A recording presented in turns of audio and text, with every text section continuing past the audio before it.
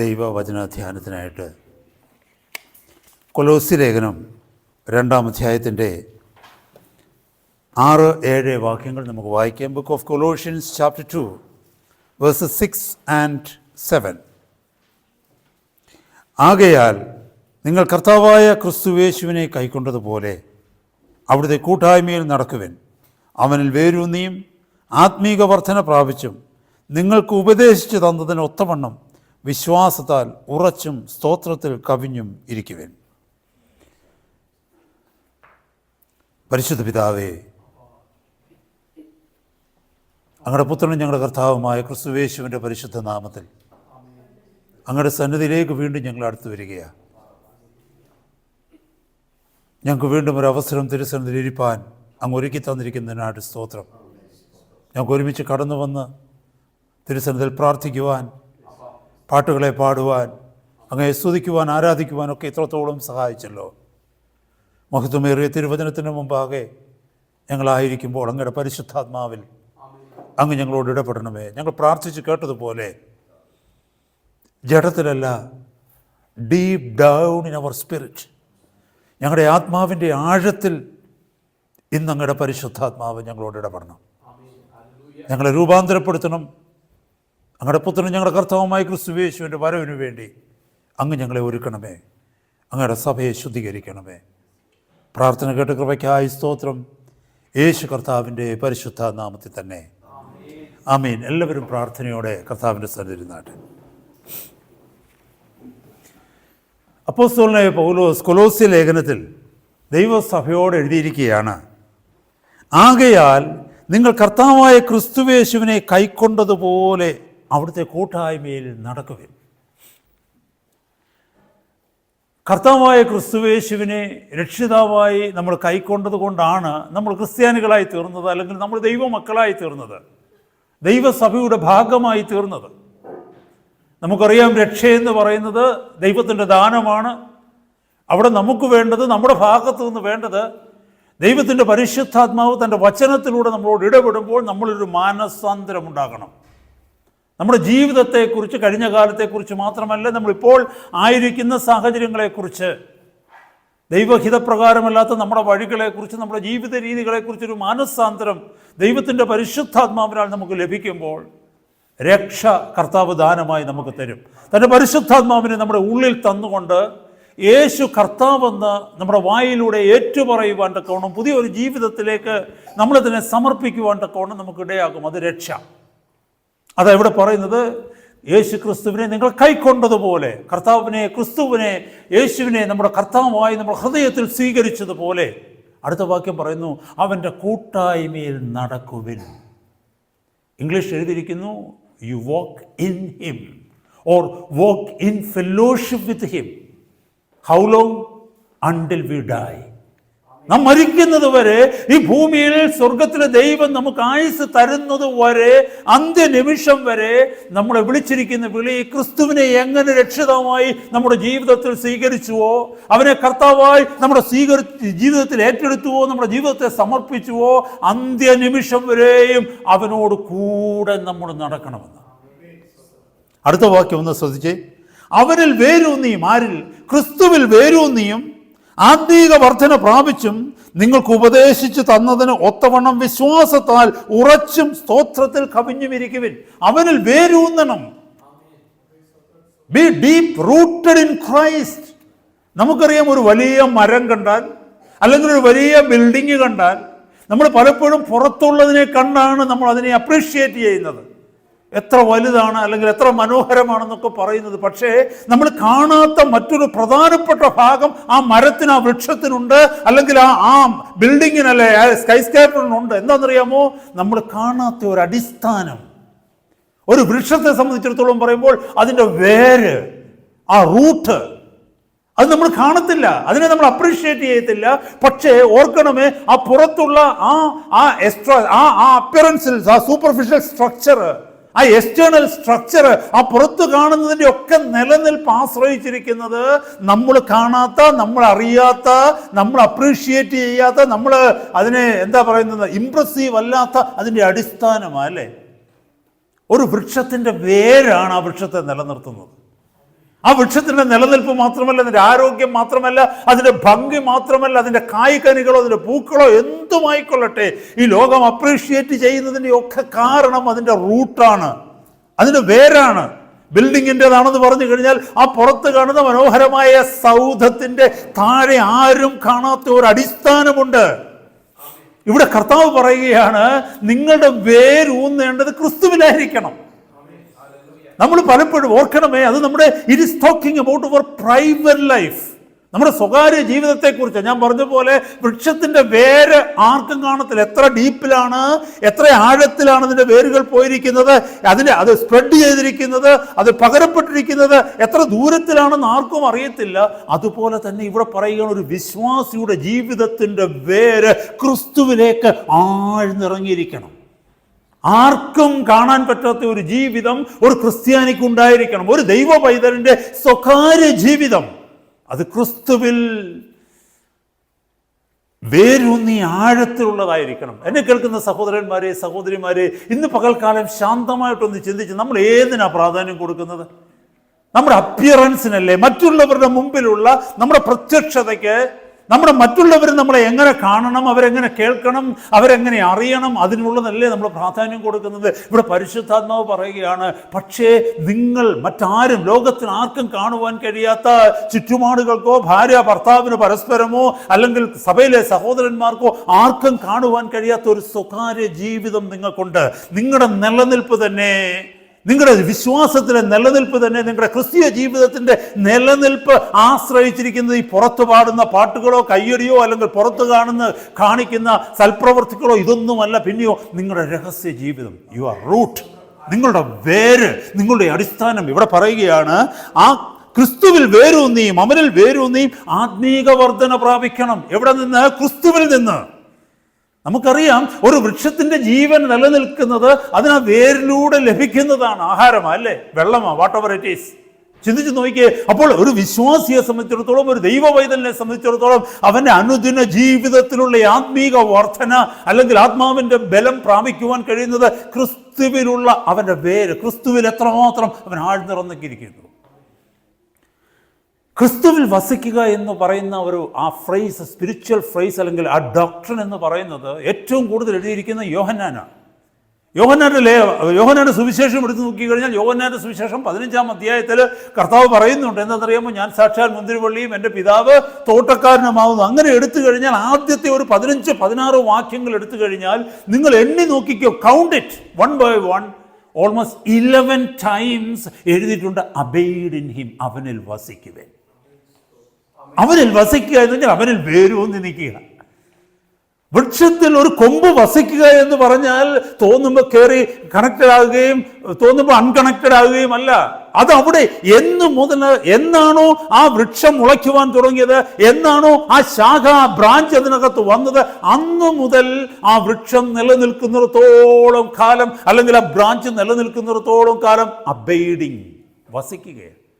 അപ്പൊ ക്രിസ്തുവിൽ വസിക്കുക. യേശു പറയുക, എന്നിൽ വസിക്കണം നിങ്ങൾ എന്നിലും എൻ്റെ വചനം നിങ്ങളിലും വസിക്കുന്നുവെങ്കിൽ. കർത്താവ് പറയുന്നു, കൊമ്പിന് മുന്തിരിവള്ളിയിൽ വസിച്ചിട്ടല്ലാതെ സ്വയമായി കായ്പാൻ കഴിയാത്തതുപോലെ എന്നിൽ വസിച്ചിട്ടല്ലാതെ നിങ്ങൾക്കും കഴിയുകയില്ല. യോഹന്നാന്റെ ലേഖനത്തിലേക്ക് വന്നു കഴിഞ്ഞാൽ 1 യോഹന്നാനിൽ മാത്രം 24 times, first episode of John, 1 യോഹന്നാനിൽ മാത്രം 24 times ഇത് പറയുന്നുണ്ട്, അബൈഡ്, വസിക്കുവിൻ.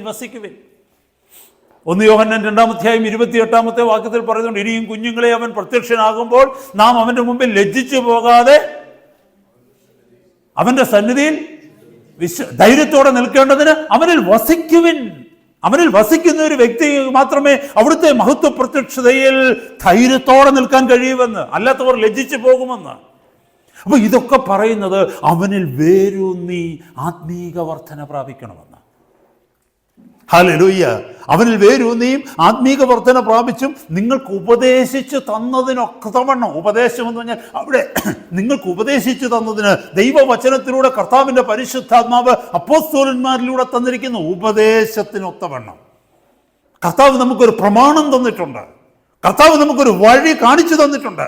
കർത്താവ് നമുക്കൊരു മാർഗരേഖ, ഒരു ബ്ലൂ പ്രിന്റ് തന്നിട്ടുണ്ട് നമ്മുടെ ക്രിസ്ത്യൻ ലൈഫിന് വേണ്ടി. നമുക്ക് എല്ലാ കാര്യങ്ങളും അഡാപ്റ്റ് ചെയ്യുവാൻ പറ്റത്തില്ല. We have been given A blue print of doctrines. ഉപദേശങ്ങൾ നമ്മുടെ മുമ്പിൽ കർത്താവ് മാർഗദർശിയായിട്ട് തന്നിരിക്കുക. ഞാനൊരു കാര്യം ചോദിക്കട്ടെ, റോഡിലൂടെ കാർ ഓടിക്കുമ്പോൾ നമ്മൾ എന്താണ് ആരുടെയും പറമ്പിലൂടെ കയറി കാർ ഓടിക്കാത്തത്? വാഹനം ഓടിക്കുവാൻ തക്കവണ്ണം തന്നിരിക്കുന്നതാണ് റോഡ്. ആ റോഡിലൂടെ മാത്രമാണ് വാഹനം ഓടിക്കേണ്ടത്. റോഡ് വിട്ട് ആരെങ്കിലും വാഹനം ഓടിക്കുമ്പോഴാണ് നമ്മൾ ന്യൂസ് പേപ്പറിലും മീഡിയകളിലൊക്കെ കാണുന്നതിലൂടെ കൊക്കയിലേക്ക് വീഴുന്നത് ഓരോന്ന്. എന്ന് പറഞ്ഞാൽ അതിനർത്ഥം റോഡ് വിട്ട്, അതിന് ഓടേണ്ട വഴി വിട്ട് അത് യാത്ര ചെയ്യുമ്പോൾ, അത് സഞ്ചരിക്കുമ്പോൾ അത് കൊക്കയിൽ മറിയും. അതിൽ ഓടിക്കുന്നവരും തീരും, വാഹനവും തീരും. അനേക ക്രിസ്തീയ ജീവിതം, അനേക ക്രിസ്ത്യാനികൾ അല്ലെങ്കിൽ വിശ്വാസ ജീവിതം തകരുന്നതിൻ്റെ കാരണം ദൈവം ഓടുവാൻ നമുക്കൊരു റോഡ് തന്നിട്ടുണ്ട്, ഒരു മാതൃക തന്നിട്ടുണ്ട്, ഒരു മാർഗം തന്നിട്ടുണ്ട്, ഒരു പ്രമാണം തന്നിട്ടുണ്ട്. ആ പ്രമാണങ്ങൾ ലംഘിക്കപ്പെടുമ്പോൾ നമ്മുടെ ജീവിതത്തിൻ്റെ പതനം അവിടെ ആരംഭിക്കുകയാണ്. ഹല്ലേലൂയ. അപ്പോൾ ഇവിടെ പറയുന്നത്, നിങ്ങൾക്ക് തന്നിരിക്കുന്ന ഉപദേശത്തിനൊത്തവണ്ണം വിശ്വാസത്താൽ ഉറച്ചും സ്തോത്രത്തിൽ കവിഞ്ഞുമിരിക്കുവിൻ. ഇവിടെ പറഞ്ഞിരിക്കുന്നത് എന്തെന്ന് ചോദിച്ചാൽ രണ്ട് കാര്യങ്ങളാണ്. ഒന്ന്, അവനെ നമ്മൾ സ്വീകരിച്ചു, കർത്താവിനെ രക്ഷിതാവായി നമ്മൾ സ്വീകരിച്ചു, നമ്മളൊരു ദൈവ പൈതലായി തീർന്നു, സ്വർഗത്തിന്റെ പൗരനായി തീർന്നു, ദൈവസഭയുടെ ഭാഗമായി തീർന്നു, കർത്താവിന്റെ പരിശുദ്ധാത്മാവിനാൽ അച്ചാരം ലഭിച്ച് മുദ്രയേൽക്കപ്പെട്ട് അതിലെ ക്രിസ്തുവിന്റെ ശരീരത്തിന്റെ ഭാഗമായി തീർന്നു. ഇവിടെ പറയുകയാണ്, തീർന്നിരിക്കുന്നത് കൊണ്ട് അന്ത്യത്തോളം നിങ്ങൾ അവനിൽ വസിക്കണം. അവനെ വിട്ട് നമുക്കൊരു ജീവിതമില്ല. ക്രിസ്തുവിനെ വിട്ടൊരു ജീവിതം എന്ന് പറയുന്നത് മരത്തെ വിട്ട് അല്ലെങ്കിൽ വൃക്ഷത്തെ വിട്ട് ഒരു ശാഖയുടെ ജീവിതമാണ്. ഒരു ശാഖ അല്ലെങ്കിൽ ഒരു ബ്രാഞ്ച് ഒരു മരത്തിൽ നിന്ന് കട്ട് ഓഫ് ആയി കഴിഞ്ഞാൽ അത് എത്ര വർഷം കൊണ്ട് മരത്തിൽ നിൽക്കുന്ന ബ്രാഞ്ച് ആയാലും ശരി, it is gone, it is dried.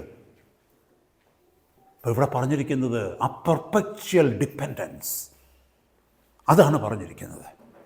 എന്നെ കേൾക്കുന്ന സഹോദരങ്ങളെ, now there is A question. ഒരു ചോദ്യം ചോദിക്കുക, what does it cost to be a true Christian?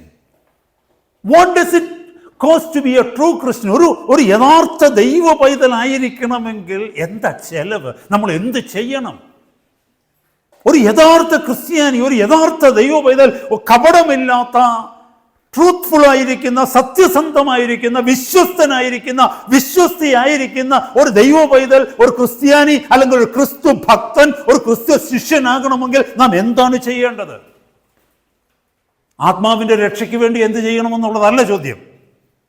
അത് നമുക്കറിയാം, ദൈവത്തിന്റെ ദാനമാണ്. തുടക്കത്തിൽ നമ്മൾ കേട്ടതുപോലെ നമ്മൾ മാനസാന്തരപ്പെടുവാൻ തയ്യാറാകുന്നുവെങ്കിൽ, ഈ ജീവിതത്തെ മാറ്റുവാൻ തയ്യാറാകുന്നുവെങ്കിൽ, കർത്താവിനെ രക്ഷിതാവായി സ്വീകരിച്ച് വേറൊരു മാർഗത്തിലേക്ക്, കർത്താവ് തരുന്ന മാർഗത്തിലേക്ക് പോകുവാൻ നാം തയ്യാറാകുന്നുവെങ്കിൽ, രക്ഷ എന്ന് പറയുന്നത് സ്വർഗം നമുക്ക് ദാനമായി തരും. അതല്ല ചോദ്യം. ചോദ്യം എന്തെന്ന് ചോദിച്ചാൽ, ഒരു യഥാർത്ഥ ദൈവ പൈതലായി മുമ്പേ പറഞ്ഞതുപോലെ അവരുടെ കൂട്ടായ്മയിൽ വസിക്കുവാൻ, ജീവിതത്തിന്റെ അന്ത്യത്തോളം സാക്ഷ്യമുള്ള ഒരു ദൈവ പൈതലായി, സ്വർഗത്തിനും ഭൂമിക്കും പ്രയോജനമുള്ള ഒരു ദൈവ പൈതലായി ജീവിക്കുവാൻ നാം എന്ത് ചെയ്യണം എന്നുള്ളതാണ് ചോദ്യം. Hallelujah. As we said, to be saved is not costly, it is 100% a gift of God, but to continue in the saved life, that is costly. രക്ഷിക്കപ്പെടുക എന്നുള്ളത് ചെലവുള്ള കാര്യമല്ല, പക്ഷേ രക്ഷിക്കപ്പെട്ട ജീവിതത്തിൽ തുടരുക എന്നുള്ളത് ചെലവുള്ള കാര്യമാണ്. അതിന് നമ്മൾ എന്താണ് ചെയ്യേണ്ടത്? നമ്മൾ ചിന്തിക്കണമേ. When a blind man receives sight, when a blind man receives sight, ഒരു കണ്ണുപൊട്ടനായ മനുഷ്യൻ കാഴ്ച പ്രാപിക്കുമ്പോൾ, നമുക്കറിയാം ലൂക്കോസിന്റെ സുവിശേഷം 18-ാം അധ്യായത്തിലെ, മർക്കോസിന്റെ സുവിശേഷം 10-ാം അധ്യായത്തിലൊക്കെ ബാർത്തിമേസിനെ കുറിച്ച്, ബർത്തമായെ കുറിച്ച് നമ്മൾ കേട്ടു അല്ലേ? യേശു കർത്താവിൽ നിന്ന് കാഴ്ച പ്രാപിച്ച് കുരുടനായ ഒരു മനുഷ്യനാണ്. അത് മാത്രമല്ല, മർക്കോസിന് ശേഷം 8-ാം അധ്യായത്തിൽ വന്നാൽ മറ്റൊരു കുരുടൻ കാഴ്ച പ്രാപിക്കുന്ന, ബെത്സൈദ എന്ന് പറയുന്ന സ്ഥലത്ത് കാഴ്ച പ്രാപിക്കുന്ന നമുക്ക് കാണുവാനായിട്ട് കഴിയും. ഒരു കുരുടൻ കാഴ്ച പ്രാപിക്കുമ്പോൾ എന്താ സംഭവിക്കുന്നതെന്ന് അറിയാമോ? He is expected to live another style of life.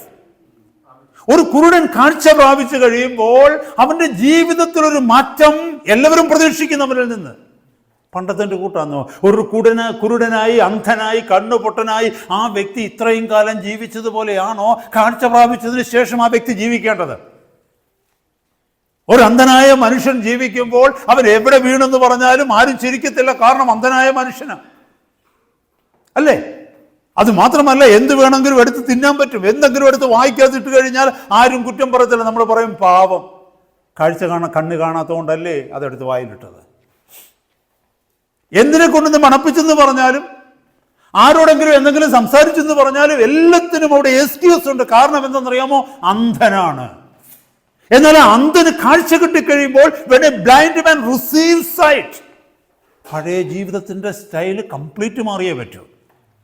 കാരണം എന്തെന്നറിയാമോ? നിനക്ക് കാഴ്ച കിട്ടി, നിനക്ക് വെളിവ് കിട്ടി, നിനക്ക് റെവലേഷൻ കിട്ടി, നിന്റെ ഹൃദയം തുറന്നിരിക്കുക, നിന്റെ കണ്ണ് കാണുകയാണ്. ഇപ്പോൾ എന്നെ കേൾക്കുന്ന ദൈവ പൈതലേ, നമുക്കറിയാമല്ലോ ദൈവവചനം പറയുന്നു, അന്ധകാരത്തിൽ നിന്ന് നിന്റെ അത്ഭുത പ്രകാശത്തിലേക്ക് വിളിച്ചവന്റെ സദ്ഗുണങ്ങളെ ഘോഷിപ്പാൻ തക്കവണ്ണം തിരഞ്ഞെടുക്കപ്പെട്ട ഒരു ജനമാണ് നമ്മള്. പത്രോസിന്റെ ലേഖനത്തിൽ 1 പത്രോസ് 2:9 നമ്മളത് വായിക്കുന്നുണ്ട്. അപ്പൊ അന്ധകാരത്തിൽ നിന്ന് ദൈവം നമ്മളെ വിളിച്ചതാ, അത്ഭുത പ്രകാശം തന്ന് വിളിച്ചു, നമ്മുടെ അന്ധത മാറി. അല്ലേ? കൊരിന്ത്യ ലേഖനത്തിനകത്ത് നമ്മൾ വായിക്കുന്ന പോലെ ഈ ലോകത്തിന്റെ ദൈവം അവിശ്വാസികളുടെ കണ്ണ് കുരുടാക്കിയിരിക്കുന്നു. എനിക്ക് തോന്നുന്നു 2 കൊരിന്ത്യർ 4-ാം അധ്യായത്തിലാണെന്ന് തോന്നുന്നത് എഴുതിയിരിക്കുന്നത്. അവിടെ എഴുതിയിരിക്കുന്നു, ഈ ലോകത്തിന്റെ ദൈവം അവിശ്വാസികളുടെ കണ്ണ് കുരുടാക്കി. എന്താണെന്നറിയാമോ? ദൈവപ്രതിമയായ ക്രിസ്തുവിന്റെ തേജസ്സുള്ള സുവിശേഷത്തിന്റെ പ്രകാശനം ശോഭിക്കാതിരിപ്പാൻ തക്കവണ്ണം.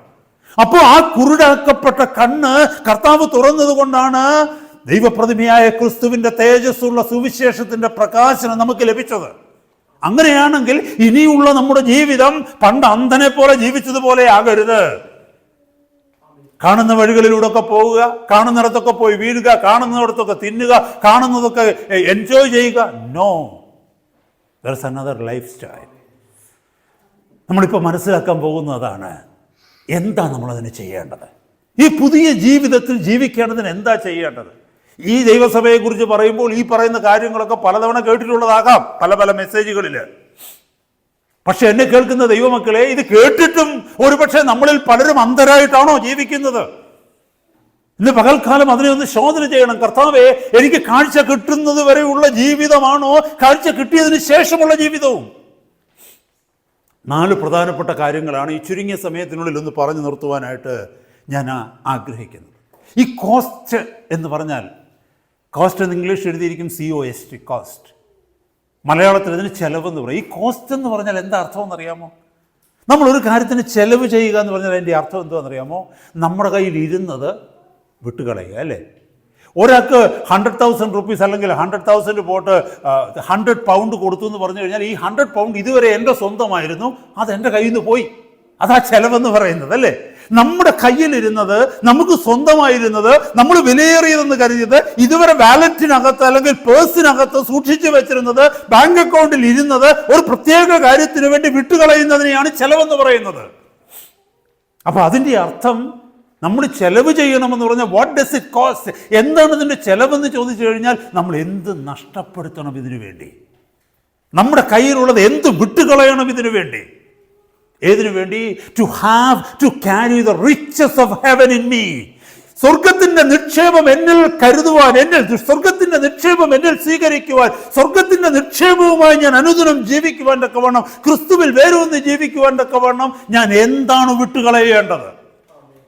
എന്താണ് എനിക്ക് നഷ്ടപ്പെടുത്തേണ്ടത്? Number 1, our self righteousness.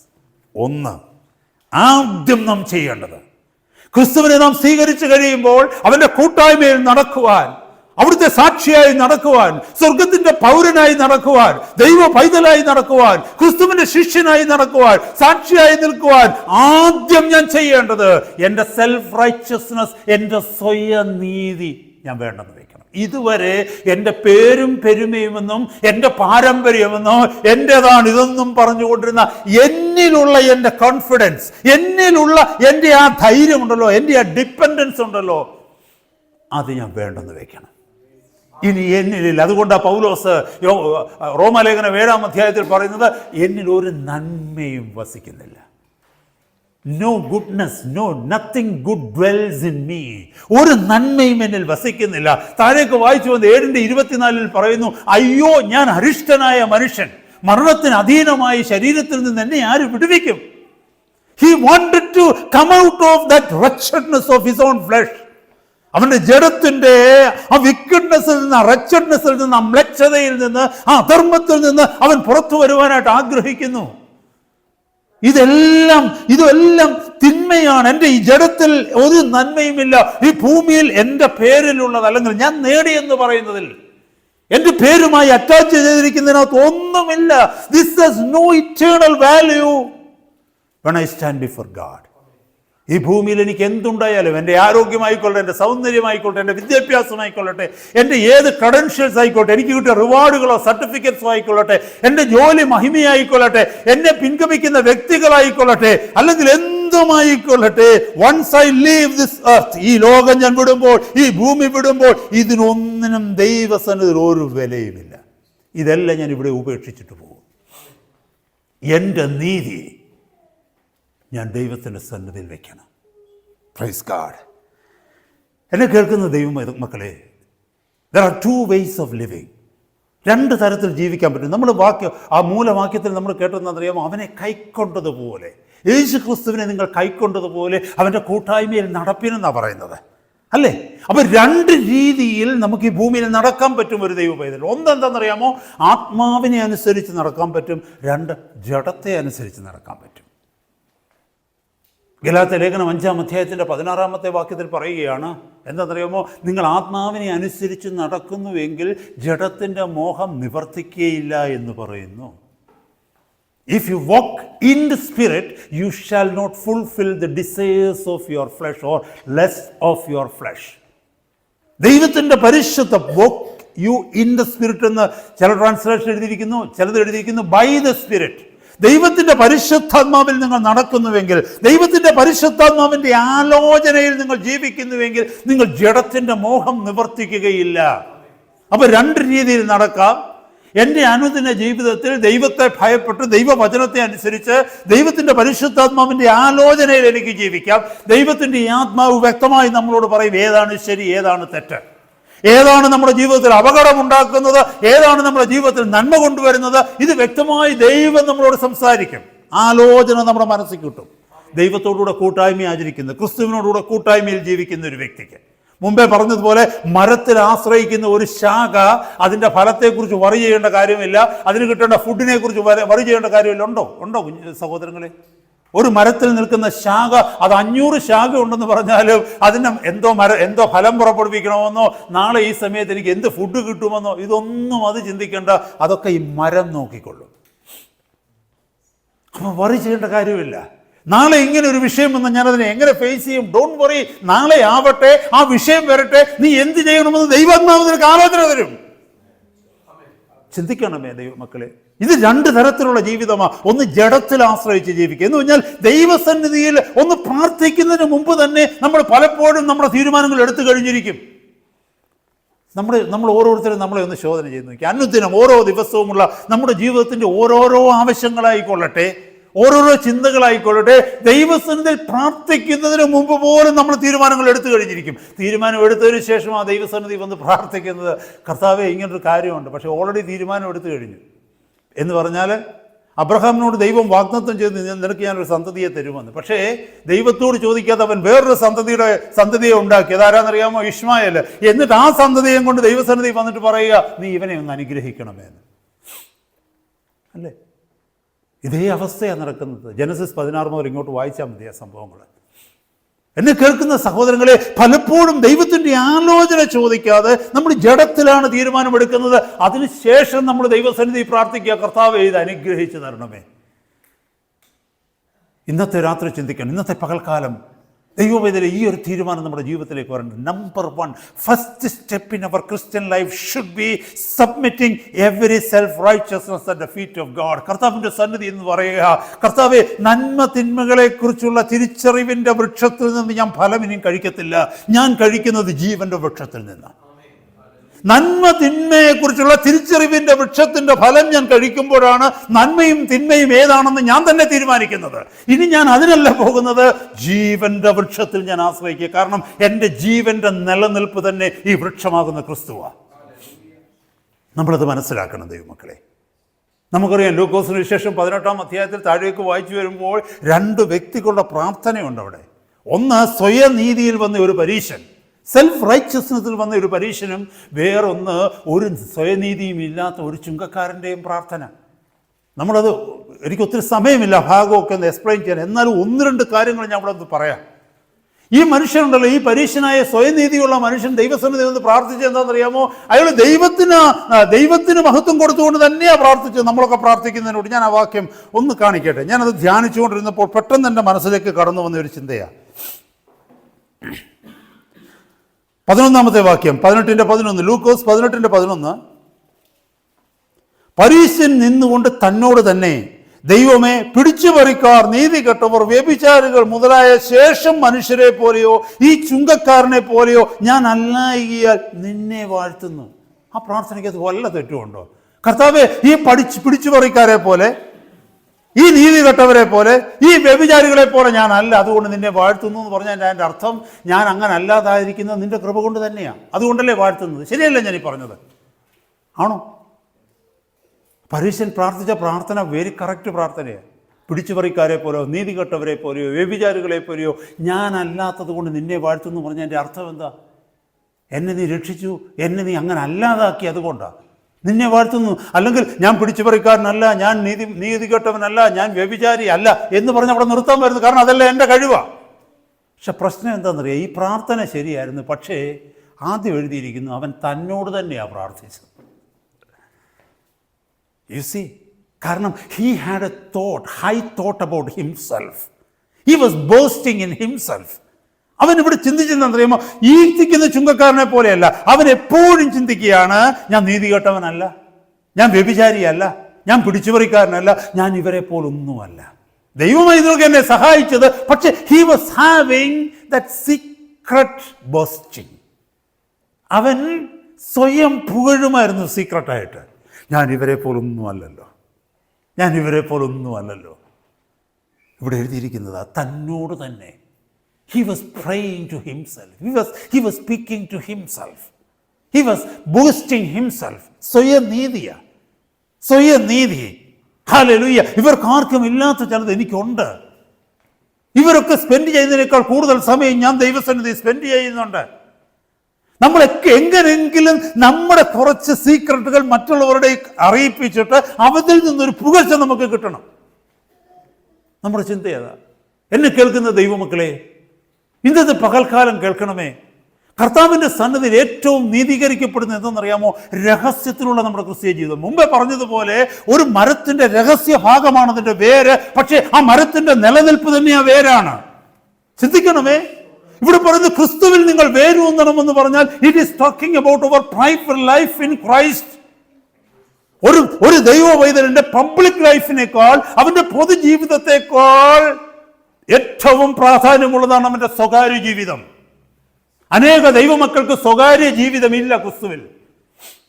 അനേക ദൈവമക്കളുടെ ജീവിതം പൊതുജീവിതം മാത്രമേ ഉള്ളൂ. സൺഡേ ലൈഫ്, വീട്, സഭയ്ക്കകത്ത് കടന്നു വരിക, പാട്ട് പാടുക, പ്രാർത്ഥിക്കുക, ദൈവസഭയ്ക്കൊക്കെ കൊടുക്കുക. എന്നാലും നമുക്ക് ഹൃദയത്തിനകത്തൊരു ആഗ്രഹമുണ്ട്, നമ്മൾ കൊടുക്കുന്ന എത്രയാണെന്ന് നാലാളുകൾ അറിയണം. കൂടുതലാണ് കൊടുക്കുന്നതെങ്കിൽ ഞാൻ ദൈവനാമത്തിൽ ചെയ്യുന്ന പ്രവൃത്തികളൊക്കെ 10 പേർ അറിയണം. ഞാൻ വിശുദ്ധനാണെന്ന് അറിയണം. എൻ്റെ വീട്ടിൽ നടക്കുന്ന പ്രാർത്ഥനകളൊക്കെ മറ്റുള്ളവർ അറിയണം. ഞാൻ ചെയ്യുന്ന ദാനധർമ്മങ്ങൾ അറിയണം. ഞാൻ ട്രാക്സ് കൊടുക്കുന്നത് അറിയണം. ഞാൻ കവലയിൽ നിന്ന് അല്ലെങ്കിൽ ഇവിടെ നിന്ന് പ്രസംഗിക്കുന്നത് മറ്റുള്ളവർ അറിയണം. ഇത്ര ചർച്ചകളിൽ ഞാൻ പ്രസംഗിച്ചു എന്നറിയണം. ഇത്ര പേരെ ഞാൻ മാനസാന്തരത്തിലേക്ക് നയിച്ചെന്നറിയണം, സ്നാനപ്പെടുത്തിയെന്നറിയണം. This all talking about that. എന്തെന്നറിയാമോ? നമ്മുടെ പബ്ലിക്, നമ്മുടെ സ്വകാര്യ ജീവിതത്തെ നാം പബ്ലിക്കിലേക്ക് കൊണ്ടുവരിക. ഞാനൊരു കാര്യം ചോദിക്കട്ടെ, മരത്തിൻ്റെ വേര്, ഒരു വൃക്ഷത്തിൻ്റെ വേര് പബ്ലിക്കിനെ കാണിക്കാൻ തുടങ്ങിക്കഴിഞ്ഞാൽ വൃക്ഷത്തിന് നിലനിൽപ്പുണ്ടോ? ഒരു വൃക്ഷം അതിൻ്റെ ഉടമസ്ഥനോട് പറയാമെന്ന് വെച്ചോ, എൻ്റെ ഈ വേരുകളൊന്നും ആരും കണ്ടിട്ടില്ല, ഈ വേര് 10 പേരെ കാണിക്കാൻ പറഞ്ഞാൽ എൻ്റെ ഉടമസ്ഥന മണ്ണെല്ലാം മാന്തിക്കഴിഞ്ഞാൽ ഏറ്റവും അവസാനത്തെ മണ്ണ് വേര് കാണിക്കുന്നതിന് മുമ്പ് മരം താഴെ പോകും. ഞാൻ മുമ്പേ പറഞ്ഞ പോലെ നല്ലൊരു സൗധം, ഒരു മണിമാളികയാണ്. ഈ മണിമാളികയെ എല്ലാവരും അംഗീകരിക്കുന്നുണ്ട്, അതിനെ എല്ലാവരും മാനിക്കുന്നുണ്ട്. എത്ര നല്ല സ്കൈ സ്കേപ്പാണ്, എത്ര മനോഹരമാണ് എന്നൊക്കെ പറയുമ്പോൾ ഈ സൗധം അല്ലെങ്കിൽ ഈ കെട്ടിടം പറയുക എന്ന് വെച്ചോ, ഇതിനേക്കാൾ ബെറ്ററാണ് എൻ്റെ അടിസ്ഥാനം. എന്നാൽ എൻ്റെ അടിസ്ഥാനം 4 പേര് കാണട്ടെന്ന് പറഞ്ഞു കഴിഞ്ഞാൽ ഒരു ബിൽഡിങ്ങിൻ്റെ അല്ലെങ്കിൽ ഒരു കെട്ടിടത്തിൻ്റെ അടിസ്ഥാനം പബ്ലിക്കിനെ റിവീൽ ചെയ്ത് കഴിഞ്ഞാൽ പിന്നെ ആ ബിൽഡിംഗ് നിൽക്കുമോ? ഇന്ന് പകൽക്കാലം കേൾക്കണമേ, എന്നെ കേൾക്കുന്ന ദൈവ പൈതലേ, നീയും ദൈവവുമായിട്ടുള്ള സ്വകാര്യ ജീവിതം, നിന്റെ ദൈവസന്നിധിയിലുള്ള രഹസ്യ ജീവിതം അത് പരസ്യപ്പെടുത്തുവാനുള്ളതല്ല. അത് നീയും ദൈവവുമായിട്ട് മാത്രമുള്ളതാണ്. There is nothing that you can have credit over it. അങ്ങനെ ക്രെഡിറ്റ് എടുക്കുമ്പോഴാണ് അത് സ്വയനീതിയായി മാറുന്നത്. മനസ്സിലാക്കണമേ. ഈ ചുങ്കക്കാരനെ പറ്റി ഈ പരീക്ഷനെ പറ്റിയ കുഴപ്പം ഇതാ: ഞാൻ ഉപവസിക്കുന്നു, ഞാൻ പതാരം കൊടുക്കുന്നു, ഞാൻ പിടിച്ചുപറിക്കാരനല്ല, ഞാൻ നീതി കെട്ടവനല്ല, ഞാൻ വ്യഭിചാരിയല്ല. സ്വയനീതിയായി തീരുക. നിങ്ങൾ താഴേക്കൊന്ന് വായിച്ചു തരുമ്പോൾ നോക്കിയേ, 14-ാമത്തെ വാക്യം നോക്കിയേ. 13-ാമത്തെ വാക്യം ഒന്ന് വായിച്ചേ. ചുങ്കക്കാരനോ ദൂരത്ത് നിന്നുകൊണ്ട് സ്വർഗത്തേക്ക് നോക്കുവാൻ പോലും തുനിയാതെ മാറത്തടിച്ചു എന്ന് പറഞ്ഞാൽ അതിൻ്റെ അർത്ഥം എന്താണെന്നറിയാമോ? He has nothing to speak before God. ദൈവസന്നിധിയിലേക്ക് കടന്നു വന്നപ്പോൾ ഞാൻ അത് ചെയ്തു എന്ന് പറയുവാൻ്റെ കോണം അവൻ്റെ ജീവിതത്തിൽ ഒന്നുമില്ല. ഇവിടെ ഇരിക്കുന്ന സഹോദരന്മാരെ, സഹോദരിമാരെ, ഞാൻ ഉൾപ്പെടെ ചോദിക്കുക, ദൈവസന്നിധിയിലേക്ക് കടന്നു വരുമ്പോൾ ഞാൻ ഇന്നതൊക്കെ ചെയ്തു എന്ന് പറയാൻ നമ്മുടെ ആരുടെയും കയ്യിൽ എന്തെങ്കിലും ഉണ്ടോ? ഉണ്ടെങ്കിൽ അത് സ്വയനീതിയാണ്. നമുക്കിങ്ങനെ പറയാൻ കഴിയണം: കർത്താവേ, അങ്ങനെ ഉപയോഗിച്ചു, അങ്ങ് എനിക്ക് അവസരം തന്നു, അങ്ങനെ സഹായിച്ചു. എന്നെ കേൾക്കുന്ന ദൈവമക്കളെ, ഇവിടെ എഴുതിയിരിക്കുന്ന നോക്കിയേ, ഈ ചുങ്കക്കാരൻ ദൂരത്ത് നിന്നുകൊണ്ട് സ്വർഗത്തേക്ക് നോക്കുവാൻ പോലും തുനിയാതെ മാറത്തടിച്ചു. ദൈവമേ, പാപിയായി എന്നോട് കരുണയുണ്ടാക്കണം. ഇവിടെ എഴുതിയിരിക്കുന്നത് ദേവാലയത്തിന്റെ അകത്തവൻ എത്തിയില്ല, ദൂരത്ത് നിന്നുകൊണ്ട്.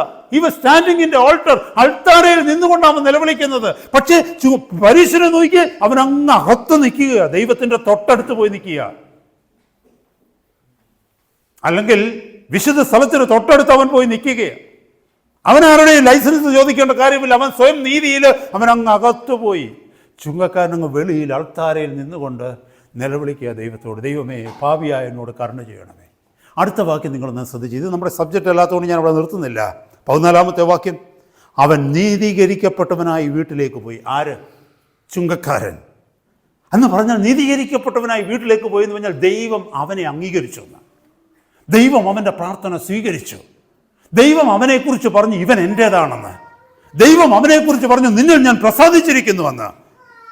മറ്റവൻ അങ്ങനെയല്ല, തന്നെത്താൻ ഉയർത്തുന്നവനെല്ലാം താഴ്ത്തപ്പെടും, തന്നെത്താൻ താഴ്ത്തുന്നവനെല്ലാം ഉയർത്തപ്പെടും എന്ന് ഞാൻ നിങ്ങളോട് പറയുന്നു. എന്നെ കേൾക്കുന്ന സഹോദരങ്ങളെ, ഞാനൊരു കാര്യം നിങ്ങളോട് ചോദിക്കട്ടെ. ഈ പരീശൻ തിരിച്ച് വീട്ടിലോട്ട് പോയപ്പം വളരെ സംതൃപ്തിയോടാണ് പോയത്. എന്താണെന്നറിയാമോ? തൻ്റെ പ്രാർത്ഥനയൊക്കെ സ്വർഗം സ്വീകരിച്ചെന്ന്. പക്ഷെ സ്വീകരിച്ചോ? അവൻ തള്ളപ്പെട്ടു എന്നാ, അവൻ നിരസിക്കപ്പെട്ടു എന്നാ. നമ്മളിൽ എത്ര പേര് ഇങ്ങനെ ചിന്തിക്കുന്നുണ്ട്: കർത്താവേ, തിരുസന്നിധിയിലേക്ക് ഞാൻ വന്ന് കഴിക്കുന്ന സ്തോത്രയാഗം അങ്ങ് സ്വീകരിച്ചോ ഇല്ലയോ?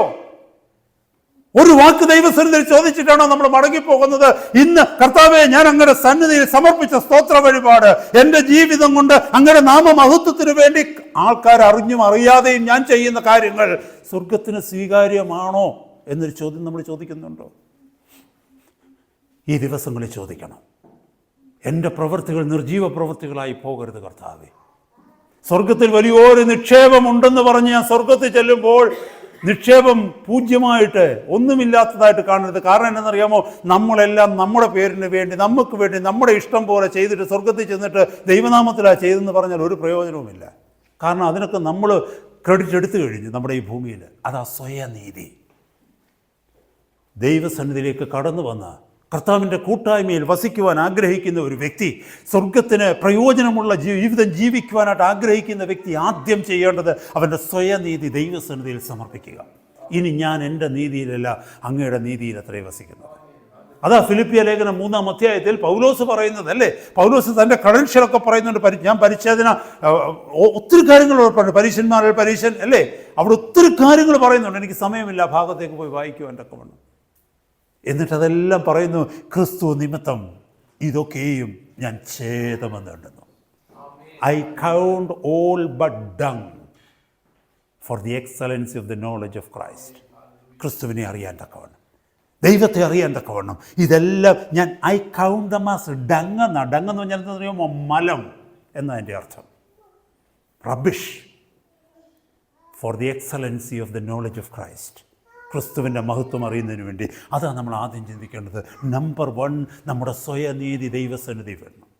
നമുക്കാർക്കും ഒരു സ്വയനീതിയിൽ, ഇവിടെ നിൽക്കുന്ന എനിക്കും അവിടെ ഇരിക്കുന്ന നിങ്ങൾക്കും സഹോദരന്മാരെ, ഒരു പക്ഷേ എന്നെക്കാൾ അധികം ദൈവം നിങ്ങളെ പലയിടങ്ങളിൽ ഉപയോഗിക്കുന്നുണ്ടാകാം. അത് എന്തുമായിക്കൊള്ളട്ടെ, നമ്മുടെ നീതിയില്ല. കർത്താവേ, അങ്ങയുടെ ദയാൽ എന്നെ ഉപയോഗിക്കുവാൻ അങ്ങക്ക് മനസ്സ് വന്നല്ലോ.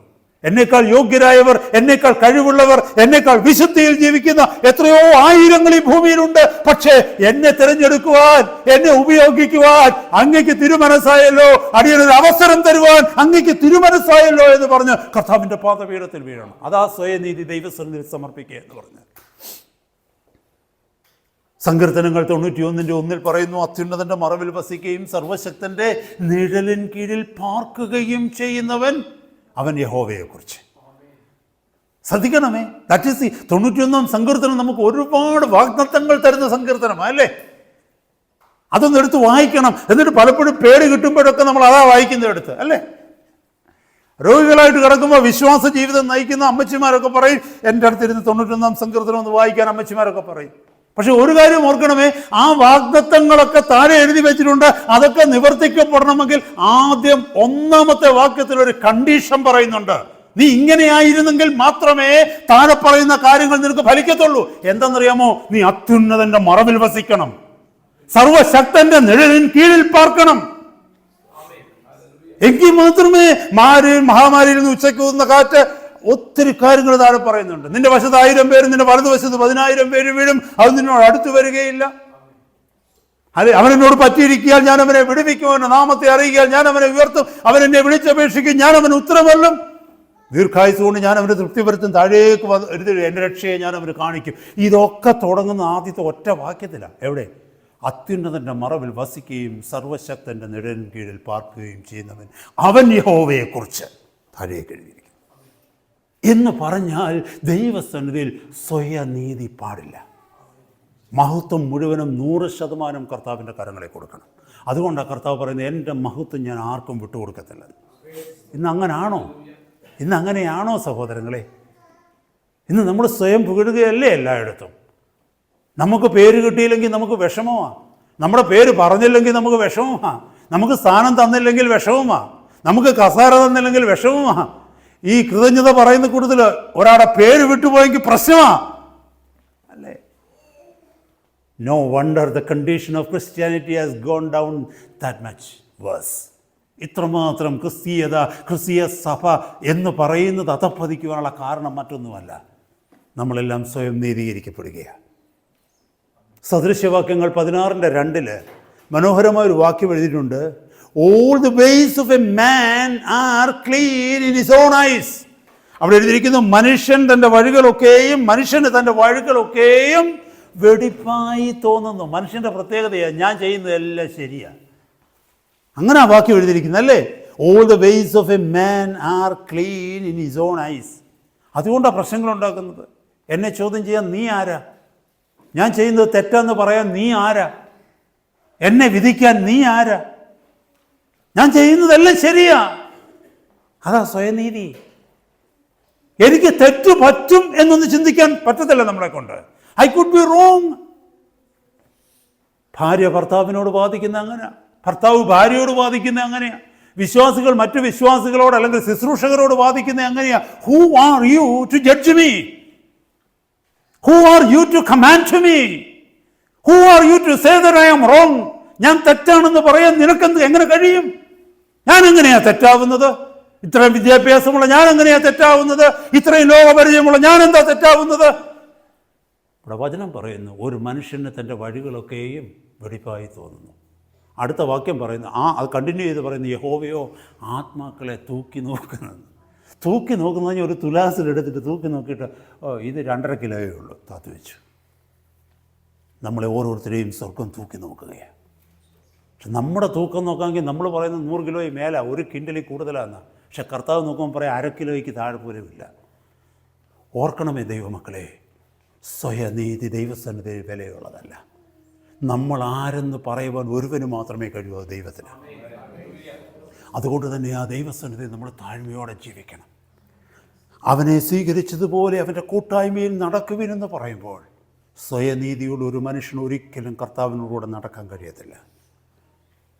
കർത്താവിൻ്റെ നീതിയുള്ള വ്യക്തി, കർത്താവിൻ്റെ നീതിയിൽ ആശ്രയിക്കുന്ന വ്യക്തിക്ക് മാത്രമേ അതിന് കഴിയത്തുള്ളൂ. മത്തായിയുടെ സുവിശേഷം 22-ാം അധ്യായത്തിൽ കല്യാണ വസ്ത്രം ധരിക്കാതെ കല്യാണശാലയിലേക്ക് കടന്നു വന്ന ഒരു മനുഷ്യനോട് അവിടെ പറയുന്നുണ്ട്, രാജാവ് വന്നിട്ട് അകമ്പടിക്കാരോട് പറഞ്ഞിട്ടുണ്ട്, ഇവനെ കൈയും കാലും കെട്ടി പുറത്ത് കളയാൻ. എന്തുകൊണ്ടാണെന്നറിയാമോ? കല്യാണശാലയിൽ കടന്നു വരുന്നത് കല്യാണ വസ്ത്രം ധരിച്ചുകൊണ്ട് വേണം. അപ്പോൾ ഈ കല്യാണ വസ്ത്രം കാശ് കൊടുത്ത് വാങ്ങിക്കേണ്ട, കയറി വരുമ്പോൾ ആ വാതുക്കെ തന്നെ കൊടുക്കുന്നുണ്ട്, അതൊന്ന് വാങ്ങിച്ചിട്ടാൽ മതി എന്ന് പറഞ്ഞാൽ നിന്റെ വസ്ത്രം മാറ്റിയിട്ട് അവിടുന്ന് തരുന്ന വസ്ത്രം എടുത്തിട്ട് കയറണം. ഒരു പക്ഷേ നമ്മൾ ഇതൊക്കെ ഈ മെസ്സേജൊക്കെ പണ്ട് കേട്ടിട്ടുണ്ട്. എന്താണെന്നറിയാമോ? ഈ പുള്ളിക്കാരൻ വന്നപ്പോൾ പുള്ളിക്കാരനെ മുന്നേ പോയവരെയും പുറകിലുള്ളവരെയും പുള്ളി ഒന്ന് നോക്കി, ഈ പുള്ളിക്കാരൻ അവിടുത്തെ ഇന്നാളല്ലേ, ചാക്കോച്ചാനല്ലേ, അല്ലേ തോമാച്ചാനല്ലേ, ഈ പുള്ളി എങ്ങനെയാണ് ജീവിച്ചതെന്ന് എനിക്കറിയാം. ഞാനോ 45 വർഷം 50 വർഷം മുമ്പ് പെന്തിക്കോസുകാരനായതാണ്. അല്ലെ എൻ്റെ അപ്പൻ പാസ്റ്ററായിരുന്നു, വല്യപ്പൻ പാസ്റ്ററായിരുന്നു, വല്യപ്പൂനും പാസ്റ്ററായിരുന്നു. അപ്പോൾ ഈ പുള്ളി ഇന്നലെ വന്ന ആളല്ലേ. പിന്നെ നാട്ടിൽ വേറൊരു പേര് പറയുന്നുണ്ട്, മാർഗം കൂടിയത്, അങ്ങനെയൊക്കെ പറയത്തില്ലേ. ഒത്തിരി കാര്യങ്ങൾ കാണാം. ഇവരെ പോലാന്നോ? ദൈവത്തിൻ്റെ സന്നിധിയിൽ എനിക്ക് വലിയ നീതിയാണ്, അതുകൊണ്ട് ഇവരിട്ടേക്കുന്ന ഡ്രസ്സൊന്നും എനിക്കിടണ്ട, ഇതൊക്കെ അവർക്ക് വേണ്ടിയുള്ള ഡ്രസ്സാണ്. ഈ വസ്ത്രം ഉണ്ടല്ലോ അവർക്ക് വേണ്ടിയുള്ളത്, എനിക്ക് വേണ്ട. എന്നെ നോക്ക്, ഞാൻ ടിപ്പ് ടോപ്പല്ലേ, ഞാൻ കോട്ടും സ്യൂട്ടും 3 പീസ് എല്ലാം ഇട്ടിട്ടുണ്ട്, ഞാൻ ഫിറ്റാ. അപ്പം ഈ വെച്ചിരിക്കുന്ന ഫ്രീ ആയിട്ട് കൊടുക്കാൻ വെച്ചിരിക്കുന്ന സാധനം ആരാന്നറിയാമോ? മറ്റുള്ളവർക്കുള്ളതാ. എനിക്കതിൻ്റെ ആവശ്യമില്ലെന്ന് പറഞ്ഞാൽ പുള്ളിക്കാരൻ ഈ സ്യൂട്ടൊക്കെ ഇട്ടുകൊണ്ട് അകത്ത് കയറി. വിരുന്നുകാരെ നോക്കുവാൻ രാജാവ് വന്നപ്പോൾ കല്യാണ വസ്ത്രം ധരിക്കാത്ത ഒരുത്തനെ അവിടെ കണ്ടു. He was spot. കർത്താവ് പറഞ്ഞു ഇവൻ്റെ കൈയും കാലും കെട്ടി, രാജാവ് പറഞ്ഞു ഇവൻ്റെ കൈയും കാലും കെട്ടി പുറത്ത് കളയാൻ.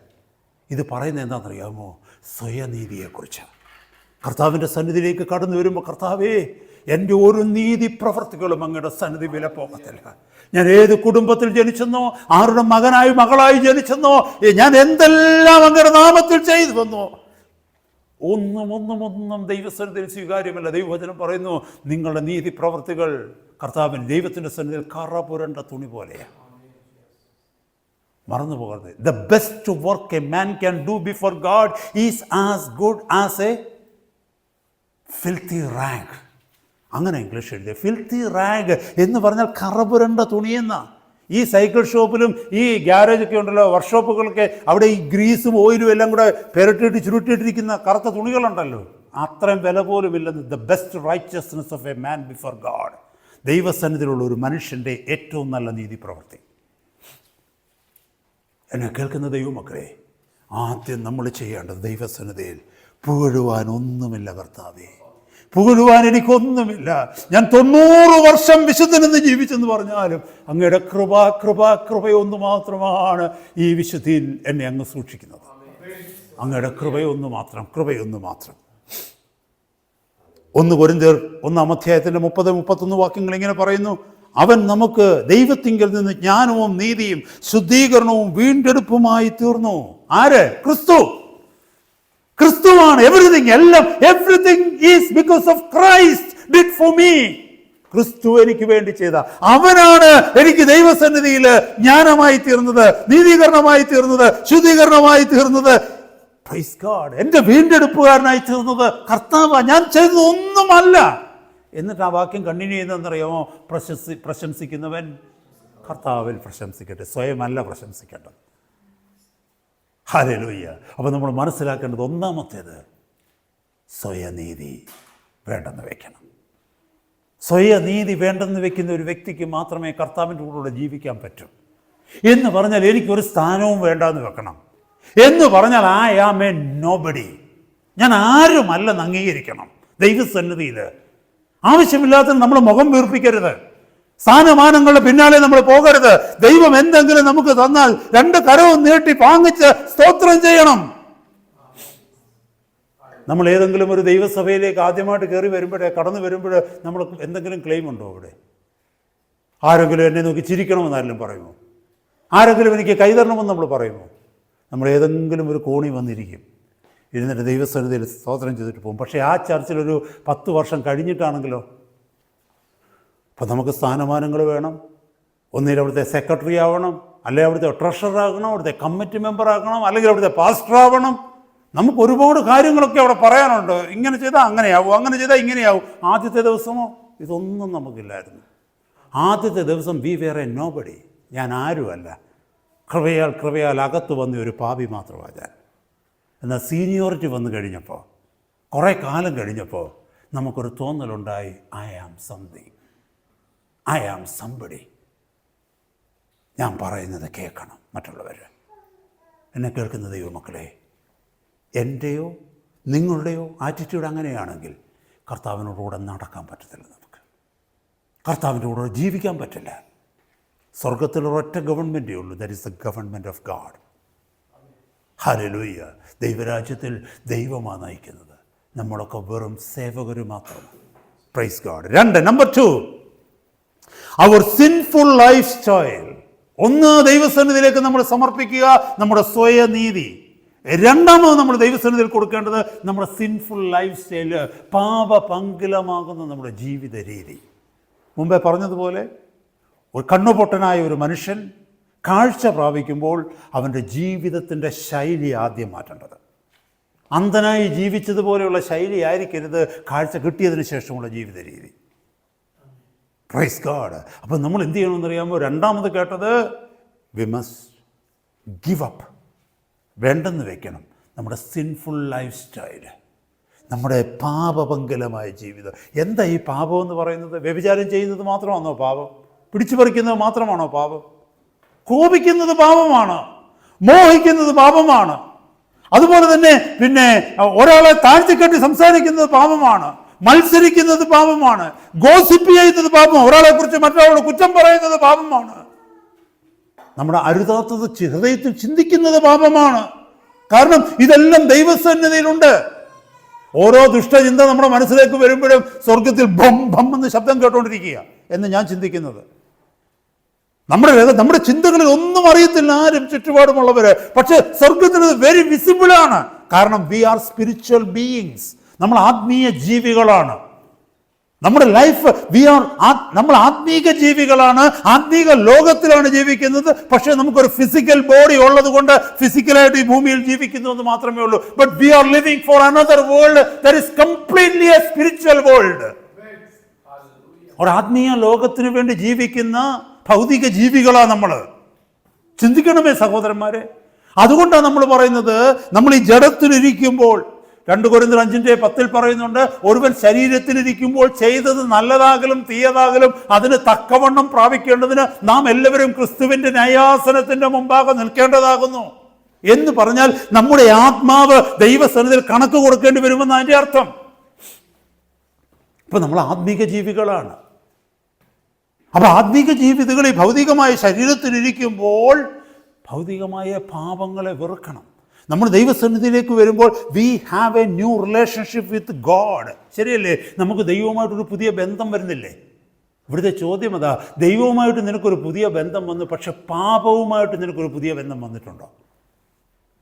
അല്ലെ, ലോകവുമായിട്ടൊരു പുതിയ ബന്ധം വന്നിട്ടുണ്ട്. ഒരു മനോഹര വാക്യം എടുക്കാമല്ലോ. 1 യോഹന്നാൻ 2-ാം അധ്യായത്തിൻ്റെ 3 മുതൽ 6 വരെയുള്ള വാക്യങ്ങൾ. 1 John chapter 1 യോഹന്നാൻ 2-ാം അധ്യായത്തിൻ്റെ 3-6.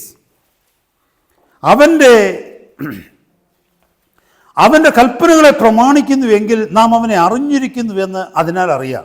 ശ്രദ്ധിക്കണമേ, അവൻ്റെ കൽപ്പനകൾ പ്രമാണിക്കുന്നുവെങ്കിൽ നാം അവനെ അറിഞ്ഞിരിക്കുന്നുവെന്ന് അതിനെ അറിയാം, അതിനാൽ അറിയാം. എന്ന് ഞാൻ സ്നാനപ്പെടുന്നെന്ന് മാത്രമല്ല കൽപ്പന.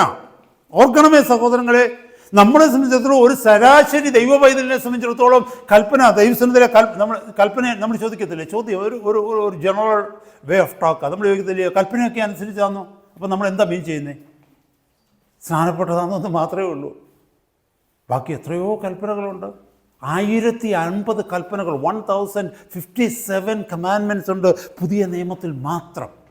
1057 കൽപ്പനകൾ പുതിയ നിയമത്തിലുണ്ടെന്നാണ് ഞാൻ വായിച്ചിട്ടുള്ളത്. ഇപ്പൊ ഈ ഒരു പേജിൽ തന്നെ എടുത്തു നോക്കെങ്കിൽ എത്ര കൽപ്പനകളുണ്ടെന്ന് അറിയാമോ? ഇവിടെ പഴയ നിയമത്തിലുണ്ട് 613 കൽപ്പനകൾ. പക്ഷെ നമ്മളെ സംബന്ധിച്ചിടത്തോളം ഒറ്റ കൽപ്പനയോട് സ്നാനപ്പെട്ടതാണോ? ഇവിടെ പറയുകയാണ്, അവനെ അറിഞ്ഞിരിക്കുന്നു എന്നൊരു വ്യക്തി പറയുന്നെങ്കിൽ ആ വ്യക്തി അവൻ്റെ കൽപ്പനകൾ അനുസരിക്കുന്ന വ്യക്തിയായിരിക്കണം. അവൻ്റെ കൽപ്പനകൾ അനുസരിക്കുക എന്ന് പറഞ്ഞാൽ അതിൻ്റെ അർത്ഥം എന്താ? ഈ ബൈബിളിൽ ഒത്തിരി വാക്യങ്ങളുണ്ട്. ഞാൻ എണ്ണി നോക്കിയിട്ടില്ല. പക്ഷേ ഒരു അപ്രോക്സിമേറ്റ് ഞാൻ വായിച്ചിട്ടുള്ളത് എന്താണെന്ന് വെച്ചാൽ 31,124 വാക്യങ്ങളുണ്ടെന്നാണ്. അതിനകത്ത് മുമ്പേ പറഞ്ഞതിനെ കൂട്ട് കേട്ടു ഒത്തിരി പ്രോമിസസ് ഉണ്ട്, ഒത്തിരി കമാൻഡ്മെൻറ്റ്സ് ഉണ്ട്, ഒത്തിരി സ്റ്റേറ്റ്മെൻറ്റ്സ് ഉണ്ട്, ഒത്തിരി ഉണ്ട്. അതിനകത്ത് കൽപ്പനകൾ മാത്രം എഴുതിയിരിക്കുന്നത് 1057 കൽപ്പനകൾ പുതിയ നിയമത്തിലും 613 കൽപ്പനകൾ പഴയ നിയമത്തിലും ഉണ്ടെന്നാണ് പറയുന്നത്. അപ്പോൾ 617 613 1057 ഈ കൽപ്പനകൾ മുഴുവനും നമ്മൾ അനുസരിക്കുക എന്ന് പറഞ്ഞാൽ നമ്മൾ ഇവിടുന്ന് പറയും ഈ കൽപ്പനകൾ എല്ലാം എനിക്ക് അറിയത്തില്ലല്ലോ, നമ്മൾ പറയത്തില്ലേ?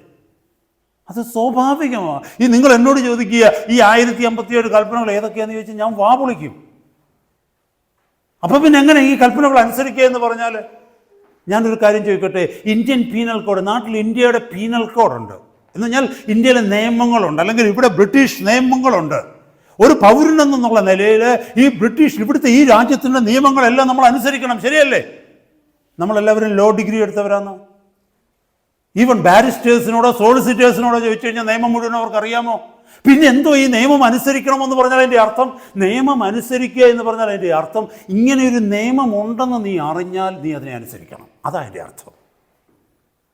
അപ്പൊ കർത്താവിൻ്റെ കൽപ്പനകൾ അനുസരിക്കണം എന്ന് പറഞ്ഞാൽ നീ ദൈവവചനം വായിക്കുമ്പോഴോ ദൈവവചനം കേൾക്കുമ്പോഴോ ഇങ്ങനെയൊരു കൽപ്പന എന്നോട് ദൈവം പറയുന്നു എന്ന് പറയുമ്പോൾ ഞാൻ ഇതിനെ അനുസരിക്കണം, അതാ അതിൻ്റെ അർത്ഥം. അല്ലാതെ ഈ കൽപ്പനകളെല്ലാം കൂടെ കാണാതെ പഠിച്ചുകൊണ്ട് നടക്കണം എന്നുള്ളതല്ല. അത് പിശാചിന് നന്നായിട്ട് അറിയാം കൽപ്പനകളെല്ലാം, പക്ഷെ അവനൊന്നും അനുസരിക്കുന്നില്ല, അല്ലേ? യേശു കർത്താവിനെ പരീക്ഷിക്കുവാൻ പിശാച് വന്ന് വചനം എടുത്തുകൊണ്ടല്ലേ വന്നത്? അവന് വചനമെല്ലാം നന്നായിട്ടറിയാം. മത്തായിയുടെ സുവിശേഷം 4-ാം അധ്യായത്തിൽ, ലൂക്കോസ് സുവിശേഷം 4-ാം അധ്യായത്തിൽ നമ്മളത് വായിക്കുന്നു. അവന് വചനം നന്നായിട്ടറിയാം, പക്ഷെ അവൻ പിശാച് തന്നെയാണ്. കാരണം എന്താണെന്ന് വെച്ചാൽ അവന് വചനം അറിയാം, പക്ഷെ അവൻ അനുസരിക്കുന്നില്ല. He has the knowledge, but he has no obedience.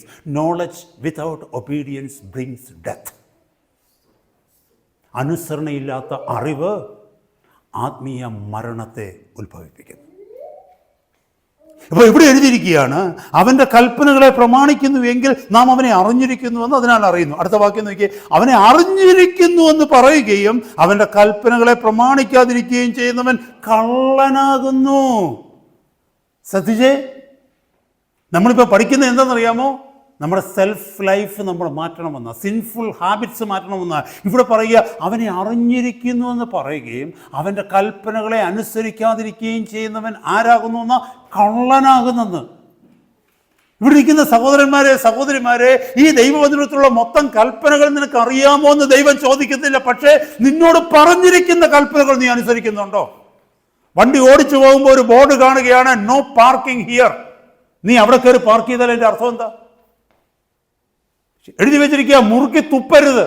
നീ അവിടെ തുപ്പുക എന്ന് പറഞ്ഞാൽ അതിൻ്റെ അർത്ഥം എന്താ? ചിന്തിച്ചു നോക്കിയേ.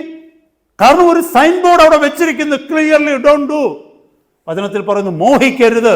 നീ മോഹിക്കുന്നെങ്കിൽ, കോപിക്കരുത്, നീ കോപിക്കുന്നുവെങ്കിൽ, അസൂയപ്പെടരുത്, നീ അസൂയപ്പെടുന്നുവെങ്കിൽ, ഈ ലോകത്തെയും ലോകത്തിലുള്ളതിനെയും സ്നേഹിക്കരുത്, നീ സ്നേഹിക്കുന്നെങ്കിൽ, കൂട്ടുകാരനോടെ കുറിച്ച് ദോഷം പറയരുത്, നീ പറയുന്നുവെങ്കിൽ, സഹോദരനെ നിന്നെ പോലെ, കൂട്ടുകാരനെ നിന്നെ പോലെ സ്നേഹിക്കണം, നീ സ്നേഹിക്കുന്നില്ല, നീ ശത്രുവായിട്ട് കാണുന്നെങ്കിൽ, ഇതൊക്കെ explicitly we are violating the law of God. ഇവിടെ പറയുകയാണ് അവനെ അറിഞ്ഞിരിക്കുന്നു എന്ന് പറയുകയും അവൻ്റെ കൽപ്പനകൾ പ്രമാണിക്കാതിരിക്കുകയും ചെയ്താൽ നീ കള്ളനാകുന്ന, നീ പാസ്റ്റർ എന്നല്ല, നീ റവറൻറ്റും റൈറ്റ് റവറൻറ്റും ഒന്നും അല്ല, നീ കള്ളനാണ്. നീ ഉപദേശിയല്ല, നീ കള്ളനാ. നീ വിശ്വാസിയല്ല, നീ കള്ളനാ. നീ ഏത് ചർച്ചിന്റെ ട്രസ്റ്റി ആയാലും സെക്രട്ടറി ആയാലും പാസ്റ്റർ ആയാലും ഓവർസിയർ ആയാലും പ്രസിഡന്റ് ആയാലും ദൈവവചനത്തിൽ പരിശുദ്ധാത്മാവ് പറയുന്നു നീ കള്ളനാ. കാരണം എന്താണെന്നറിയാമോ? നീ പറയുന്നു നീ ദൈവത്തെ അറിഞ്ഞെന്ന്, പക്ഷേ നീ ദൈവത്തിന്റെ കൽപ്പനകളെ അനുസരിക്കുന്നില്ല. You are rebelling with God, you are rebelling with the law of God. അപ്പൊ പിന്നെ എങ്ങനെ കർത്താവിൻ്റെ കൂടെ കൂട്ടായ്മ നമുക്ക് കിട്ടുന്നത്? എന്നെ കേൾക്കുന്ന ദൈവമക്കളെ, ഇന്ന് പകൽക്കാലം ദൈവസന്നിധി പ്രാർത്ഥിക്കുക. കർത്താവേ, കൽപ്പനകളെല്ലാം എനിക്കറിയത്തില്ല, പക്ഷേ അങ്ങയുടെ കൽപ്പനയാണ് നിങ്ങളുടെ വചനത്തിൽ ഞാൻ കാണുന്നെങ്കിൽ അതിനെ ഏറ്റെടുക്കുവാനുള്ള കൃപ എനിക്ക് തരണമേ. ഹല്ലേലൂയ. അതിന് വില കൊടുക്കുവാനുള്ള കൃപ എനിക്ക് തരണമേ. ഹല്ലേലൂയ. അതിനെ വേണ്ടെന്ന്, അതിനെതിരെ നിൽക്കുന്നതിനെ വേണ്ടെന്ന് വെക്കുവാൻ തക്കമുള്ള കൃപ തരണമേ. മോഹിക്കരുതെന്ന് പറഞ്ഞാൽ ഞാൻ മോഹിക്കാതിരിക്കാനുള്ള കൃപ തരണമേ. അതിനുവേണ്ടി എന്തും മാറ്റിവെക്കുവാനുള്ള കൃപ എനിക്ക് തരണമേ. അതാ അതിൻ്റെ അർത്ഥം സഹോദരങ്ങളെ. 5-ാമത്തെ വാക്യം നോക്കിയേ. എന്നാൽ ആരെങ്കിലും എൻ്റെ വചനം പ്രമാണിക്കുന്നുവെങ്കിൽ അവനിൽ ദൈവസ്നേഹം വാസ്തവമായി തികഞ്ഞിരിക്കുന്നു. നാം അവനിൽ, ആരിൽ? ക്രിസ്തുവിൽ ഇരിക്കുന്നുവെന്ന് ഇതിനാൽ അറിയാം. അടുത്ത വാക്യം പറയുന്നു അവനിൽ വസിക്കുന്നു എന്ന് പറയുന്നവൻ അവൻ നടന്നതുപോലെ നടക്കേണ്ടതാകും. അമേസിങ് സ്റ്റാൻഡേർഡാണ് കേട്ടോ. അവനിൽ വസിക്കുന്നു എന്ന് പറയുന്നവൻ, ക്രിസ്തുവിൽ ഞാൻ വസിക്കുന്നു, അതുകൊണ്ടാണ് ക്രിസ്തുവിൽ വസിക്കുന്നവന് വിളിക്കുന്ന പേരാണ് ക്രിസ്ത്യാനി എന്ന് പറഞ്ഞാൽ ഒരു ക്രിസ്ത്യാനി ക്രിസ്തു നടന്നതുപോലെ നടക്കണമെന്നും, എന്ന് പറഞ്ഞാൽ അത്ഭുതങ്ങൾ നടക്കണമെന്നും, രോഗികളെ സൗഖ്യമാക്കണമെന്നും, കടലിൻ്റെ മേൽ നടക്കണമെന്നും, ഭൂതങ്ങളെ പുറത്താക്കണം, അതല്ല പറഞ്ഞത്. ക്രിസ്തു നടന്നതുപോലെ നടക്കുക എന്ന് പറഞ്ഞാൽ ക്രിസ്തു നടന്ന മാതൃകയിൽ നടക്കണം. ക്രിസ്തു ഒന്നാമത്തെ മാതൃക, അവൻ പിതാവിനെ കീഴ്പ്പെട്ട് ജീവിച്ചു. അവൻ ലോകത്തെ സ്നേഹിച്ചില്ല, അവൻ സഹജീവികളെ സ്നേഹിച്ചു, അവൻ പാപത്തെ വെറുത്തു. ക്രിസ്തുവിൻ്റെ മാതൃകയിൽ നാം നടക്കണമെന്ന് എൻ്റെ അർത്ഥം. അപ്പോൾ കർത്താവിൽ വസിക്കുന്ന വ്യക്തി കർത്താവ് നടന്നതുപോലെ നടക്കണം, കർത്താവിൻ്റെ ലൈഫ് സ്റ്റൈലിൽ നടക്കണമെന്ന്. നിങ്ങൾ ചിന്തിച്ചേ, ഒരു കുഞ്ഞ് അതിൻ്റെ അമ്മ നടക്കുന്ന പോലെ നടക്കുന്നത് അല്ലേ? പശുക്കുട്ടി നടക്കുന്നതിൻ്റെ കൂട്ടാണ് ആട്ടുംകുട്ടി നടക്കുന്നത്, ആണോ? കുരങ്ങിൻ്റെ കുഞ്ഞ് നടക്കുന്നതിൻ്റെ കൂട്ടാണോ മനുഷ്യൻ്റെ കുഞ്ഞ് നടക്കുന്നത്? ഓരോന്നിനും ഓരോ സ്റ്റൈലുണ്ട്. കുരങ്ങിൻ്റെ കുഞ്ഞെന്ന് പറഞ്ഞാൽ അത് ജനിച്ച് കുറച്ച് ദിവസം കഴിഞ്ഞാൽ അത് ചാടാൻ തുടങ്ങും, വാലേ കിടന്ന് കറങ്ങാൻ തുടങ്ങും, ഇവിടുന്ന് ചാടി അപ്പുറത്ത് ചാടും. എന്നാൽ നമ്മളാരെങ്കിലും ഒരു 8 വയസ്സാകട്ടെ ഇവിടുന്ന് എടുത്ത് അപ്പുറത്ത് ചാടും? ഇല്ല.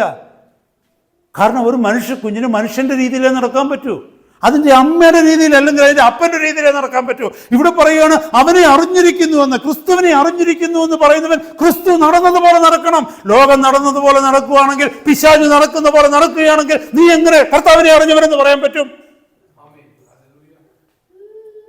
It is a very serious thing. My brothers, my sisters, it is a very serious thing. നാം എപ്പോഴും ഈ ലോകത്തോട് പ്രസംഗിക്കും അവരുടെ മാനസാന്തരത്തിന് വേണ്ടി. ലോകത്തിലുള്ള കോടാനുകോടി മനുഷ്യർ മാനസാന്തരപ്പെട്ട് ദൈവസഭയുടെ അകത്ത് വരണമെന്ന് നമ്മൾ പ്രാർത്ഥിക്കും, നമ്മൾ ഉപവസിക്കും, അതിനുവേണ്ടി അധ്വാനിക്കും. അതൊന്നും തെറ്റല്ല, നല്ലതാണ്. പക്ഷേ അത് അധ്വാനിക്കുന്ന നീ നിത്യ നരകത്തിലാണ് എത്തുന്നതെങ്കിൽ എന്ത് പ്രയോജനം? അല്ലെങ്കിൽ ഞാൻ ഇത്രയും പ്രസംഗിക്കുന്ന ഞാൻ നിത്യ നരകത്തിലാണ് എത്തുന്നതെങ്കിൽ എന്ത് പ്രയോജനം? അതുകൊണ്ടാണ് അപ്പോസ്തലനായ പൗലോസ് 1 കൊരിന്ത്യർ 9-27 വാക്യത്തിൽ പറയുന്നു, മറ്റുള്ളവരോട് പ്രസംഗിച്ച ശേഷം ഞാൻ തന്നെ കൊള്ളരുതാത്തവനായി തീരാതിരിപ്പാൻ എൻ്റെ ശരീരത്തെ ദണ്ഡിപ്പിച്ച് അടിമയാക്കുകയത്രേ ചെയ്യുന്നത്. പൗലോസാ പറഞ്ഞത്. എൻ്റെ ശരീരത്തെ ദണ്ഡിപ്പിക്കുക എന്ന് പറഞ്ഞാൽ കത്തിവെച്ച് കുത്തുകയും കല്ലെടുത്തിടിക്കുകയും അല്ല. ശരീരത്തെ ദണ്ഡിപ്പിക്കുക എന്ന് പറഞ്ഞാൽ ശരീരത്തിൻ്റെ മോഹങ്ങളെ പിടിച്ചമർത്തുക. അതായി അതിൻ്റെ translation. Bringing the desires and the carnal lust of the flesh into subjection എന്നാണ് അതിൻ്റെ അർത്ഥം. ശരീരത്തിൻ്റെ ജഡമോഹങ്ങളെ തൻ്റെ ആത്മാവിൻ്റെ നിയന്ത്രണത്തിലേക്ക് കൊണ്ടുവരിക, അതതിൻ്റെ അർത്ഥം. ആരാത് പറഞ്ഞത്? അപ്പോസ്തലനായ പൗലോസാണ് പറഞ്ഞത്. മറ്റുള്ളവരോട് പ്രസംഗിച്ചിട്ട് ഞാൻ തന്നെ കൊള്ളരുതാത്തവനായി തീരാതിരിപ്പോൾ എൻ്റെ ശരീരത്തിൻ്റെ മോഹങ്ങളെ പിടിച്ചമർത്തുക ആത്മാവിലേക്ക്, പരിശുദ്ധാത്മാവിൻ്റെ ശക്തിയായി. ഈ ദിവസങ്ങളിൽ നമ്മൾ നമ്മുടെ ക്രിസ്തീയ ജീവിതം ഗൗരവത്തോടെ എടുക്കണം ദൈവമക്കളെ. ഈ മെസ്സേജ് ഒന്നും കേൾക്കുവാൻ ആർക്കും താല്പര്യമില്ല.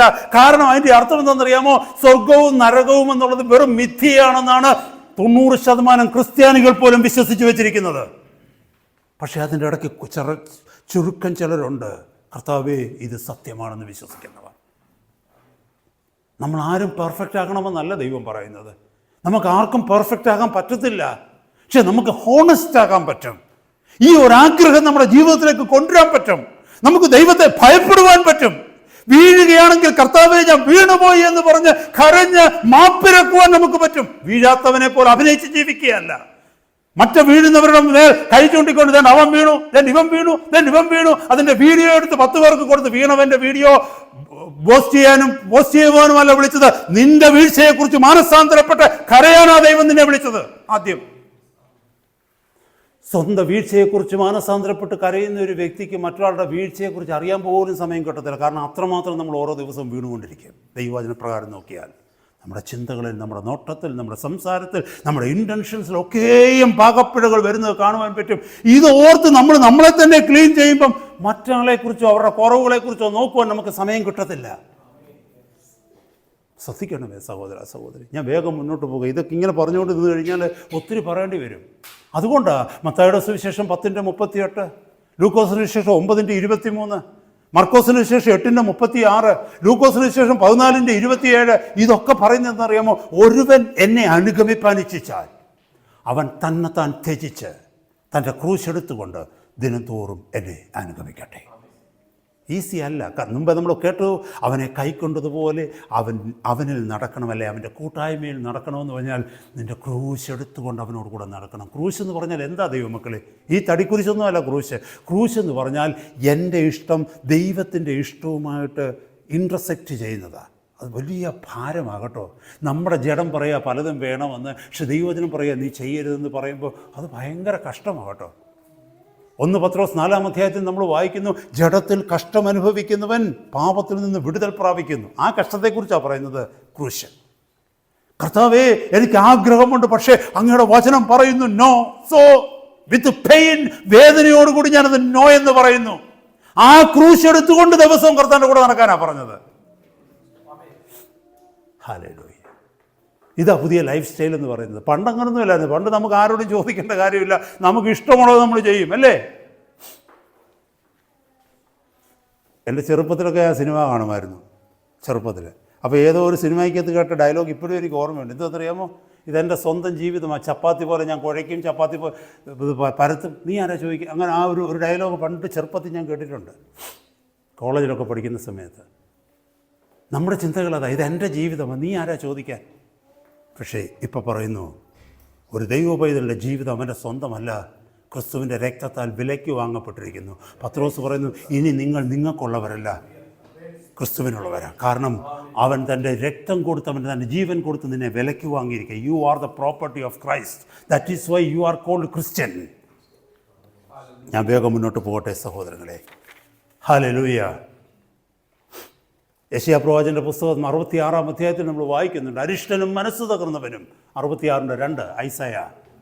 അരിഷ്ടനും മനസ്സ് തകർന്നവനും എൻ്റെ വചനത്തിങ്കിൽ വിറയ്ക്കുന്നവനുമായ മനുഷ്യനെ ഞാൻ കടാക്ഷിക്കും. നമ്മൾ പെർഫെക്റ്റ് ആകണമെന്നല്ല എൻ്റെ അർത്ഥം. കർത്താവിൻ്റെ വചനം കേൾക്കുമ്പോൾ അതിൻ്റെ മുമ്പിൽ വിറയ്ക്കുവാൻ നമുക്ക് കഴിയുമെങ്കിൽ കർത്താവ് പറയുന്നു, ഞാൻ അവനെ കടാക്ഷിക്കും എന്ന് പറഞ്ഞാൽ ഞാൻ അവനെ സഹായിക്കും, ഞാൻ അവളെ സഹായിക്കും. ഒന്ന് ഓർത്ത് നോക്കിയാൽ, നമ്മുടെ കൊച്ചു കുഞ്ഞുങ്ങൾ വീഴുന്നത് കാണുമ്പോൾ നമ്മൾ കൈ കൊടുക്കത്തില്ലേ? ചില കുഞ്ഞുങ്ങളുണ്ട് കൈ തട്ടി മാറ്റും, അല്ലേ? എന്ന് പറഞ്ഞാൽ എന്തോ, എന്നെ തൊടണ്ട, ഞാൻ വീണോളാം എന്നതിൻ്റെ അർത്ഥം. പക്ഷേ ഒരു കുഞ്ഞ് വീണ് കിടന്ന് കരയുക എന്ന് വെച്ചോ, നമ്മുടെ നോയെ പോലുള്ള കുഞ്ഞുങ്ങളൊക്കെ വീണ് കിടന്ന് കരയുക എന്നെങ്കിൽ ഓടി ഒരു കരച്ചിൽ കേൾക്കാൻ നോക്കിയിരിക്കുക അമ്മ, ഓടി വരാൻ, അല്ലേ? എന്ന് പറഞ്ഞാൽ helpless baby crying for a help. കർത്താവിൻ്റെ സന്നിധിയിൽ ആ കരച്ചിലാണ് നമുക്കുണ്ട്. കർത്താവേ, തന്നെ നടക്കാൻ എന്നെ കൊണ്ട് കഴിയത്തില്ല ഈ ലോകത്ത്. എൻ്റെ നോട്ടത്തിൽ പാപമോ, എൻ്റെ സംസാരത്തിൽ പാപമോ, എൻ്റെ ചിന്തകളിൽ പാപമോ. അതാ എൻ്റെ വചനത്തിങ്കിൽ വിറയ്ക്കുന്ന മനുഷ്യൻ. അങ്ങയുടെ വചനം ഇങ്ങനെ എന്നോട് പറയുന്നു, പക്ഷേ എനിക്ക് അങ്ങനെ ആകാൻ പറ്റുന്നില്ല കർത്താവേ. കർത്താവിന് അത് മാത്രം കേട്ടാൽ മതി. പ്രമാണമുണ്ടായിട്ടും പ്രമാണമില്ലാത്തവനെ പോലെ അല്ല ജീവിക്കേണ്ടത്. കർത്താവേ, ഞങ്ങളുടെ പ്രമാണത്തിനൊത്തവണ്ണമാകുവാൻ എനിക്ക് കഴിയുന്നില്ല എന്ന് നീ നിലവിളിക്കുന്നുവെങ്കിൽ കർത്താവിൻ്റെ പരിശുദ്ധാത്മാവ് കൃപ തന്ന് നമ്മളെ നടത്തും. ഇന്നലെ ചെയ്ത പാപം നമുക്ക് പിന്നെ ചെയ്യാൻ പറ്റുന്നില്ല.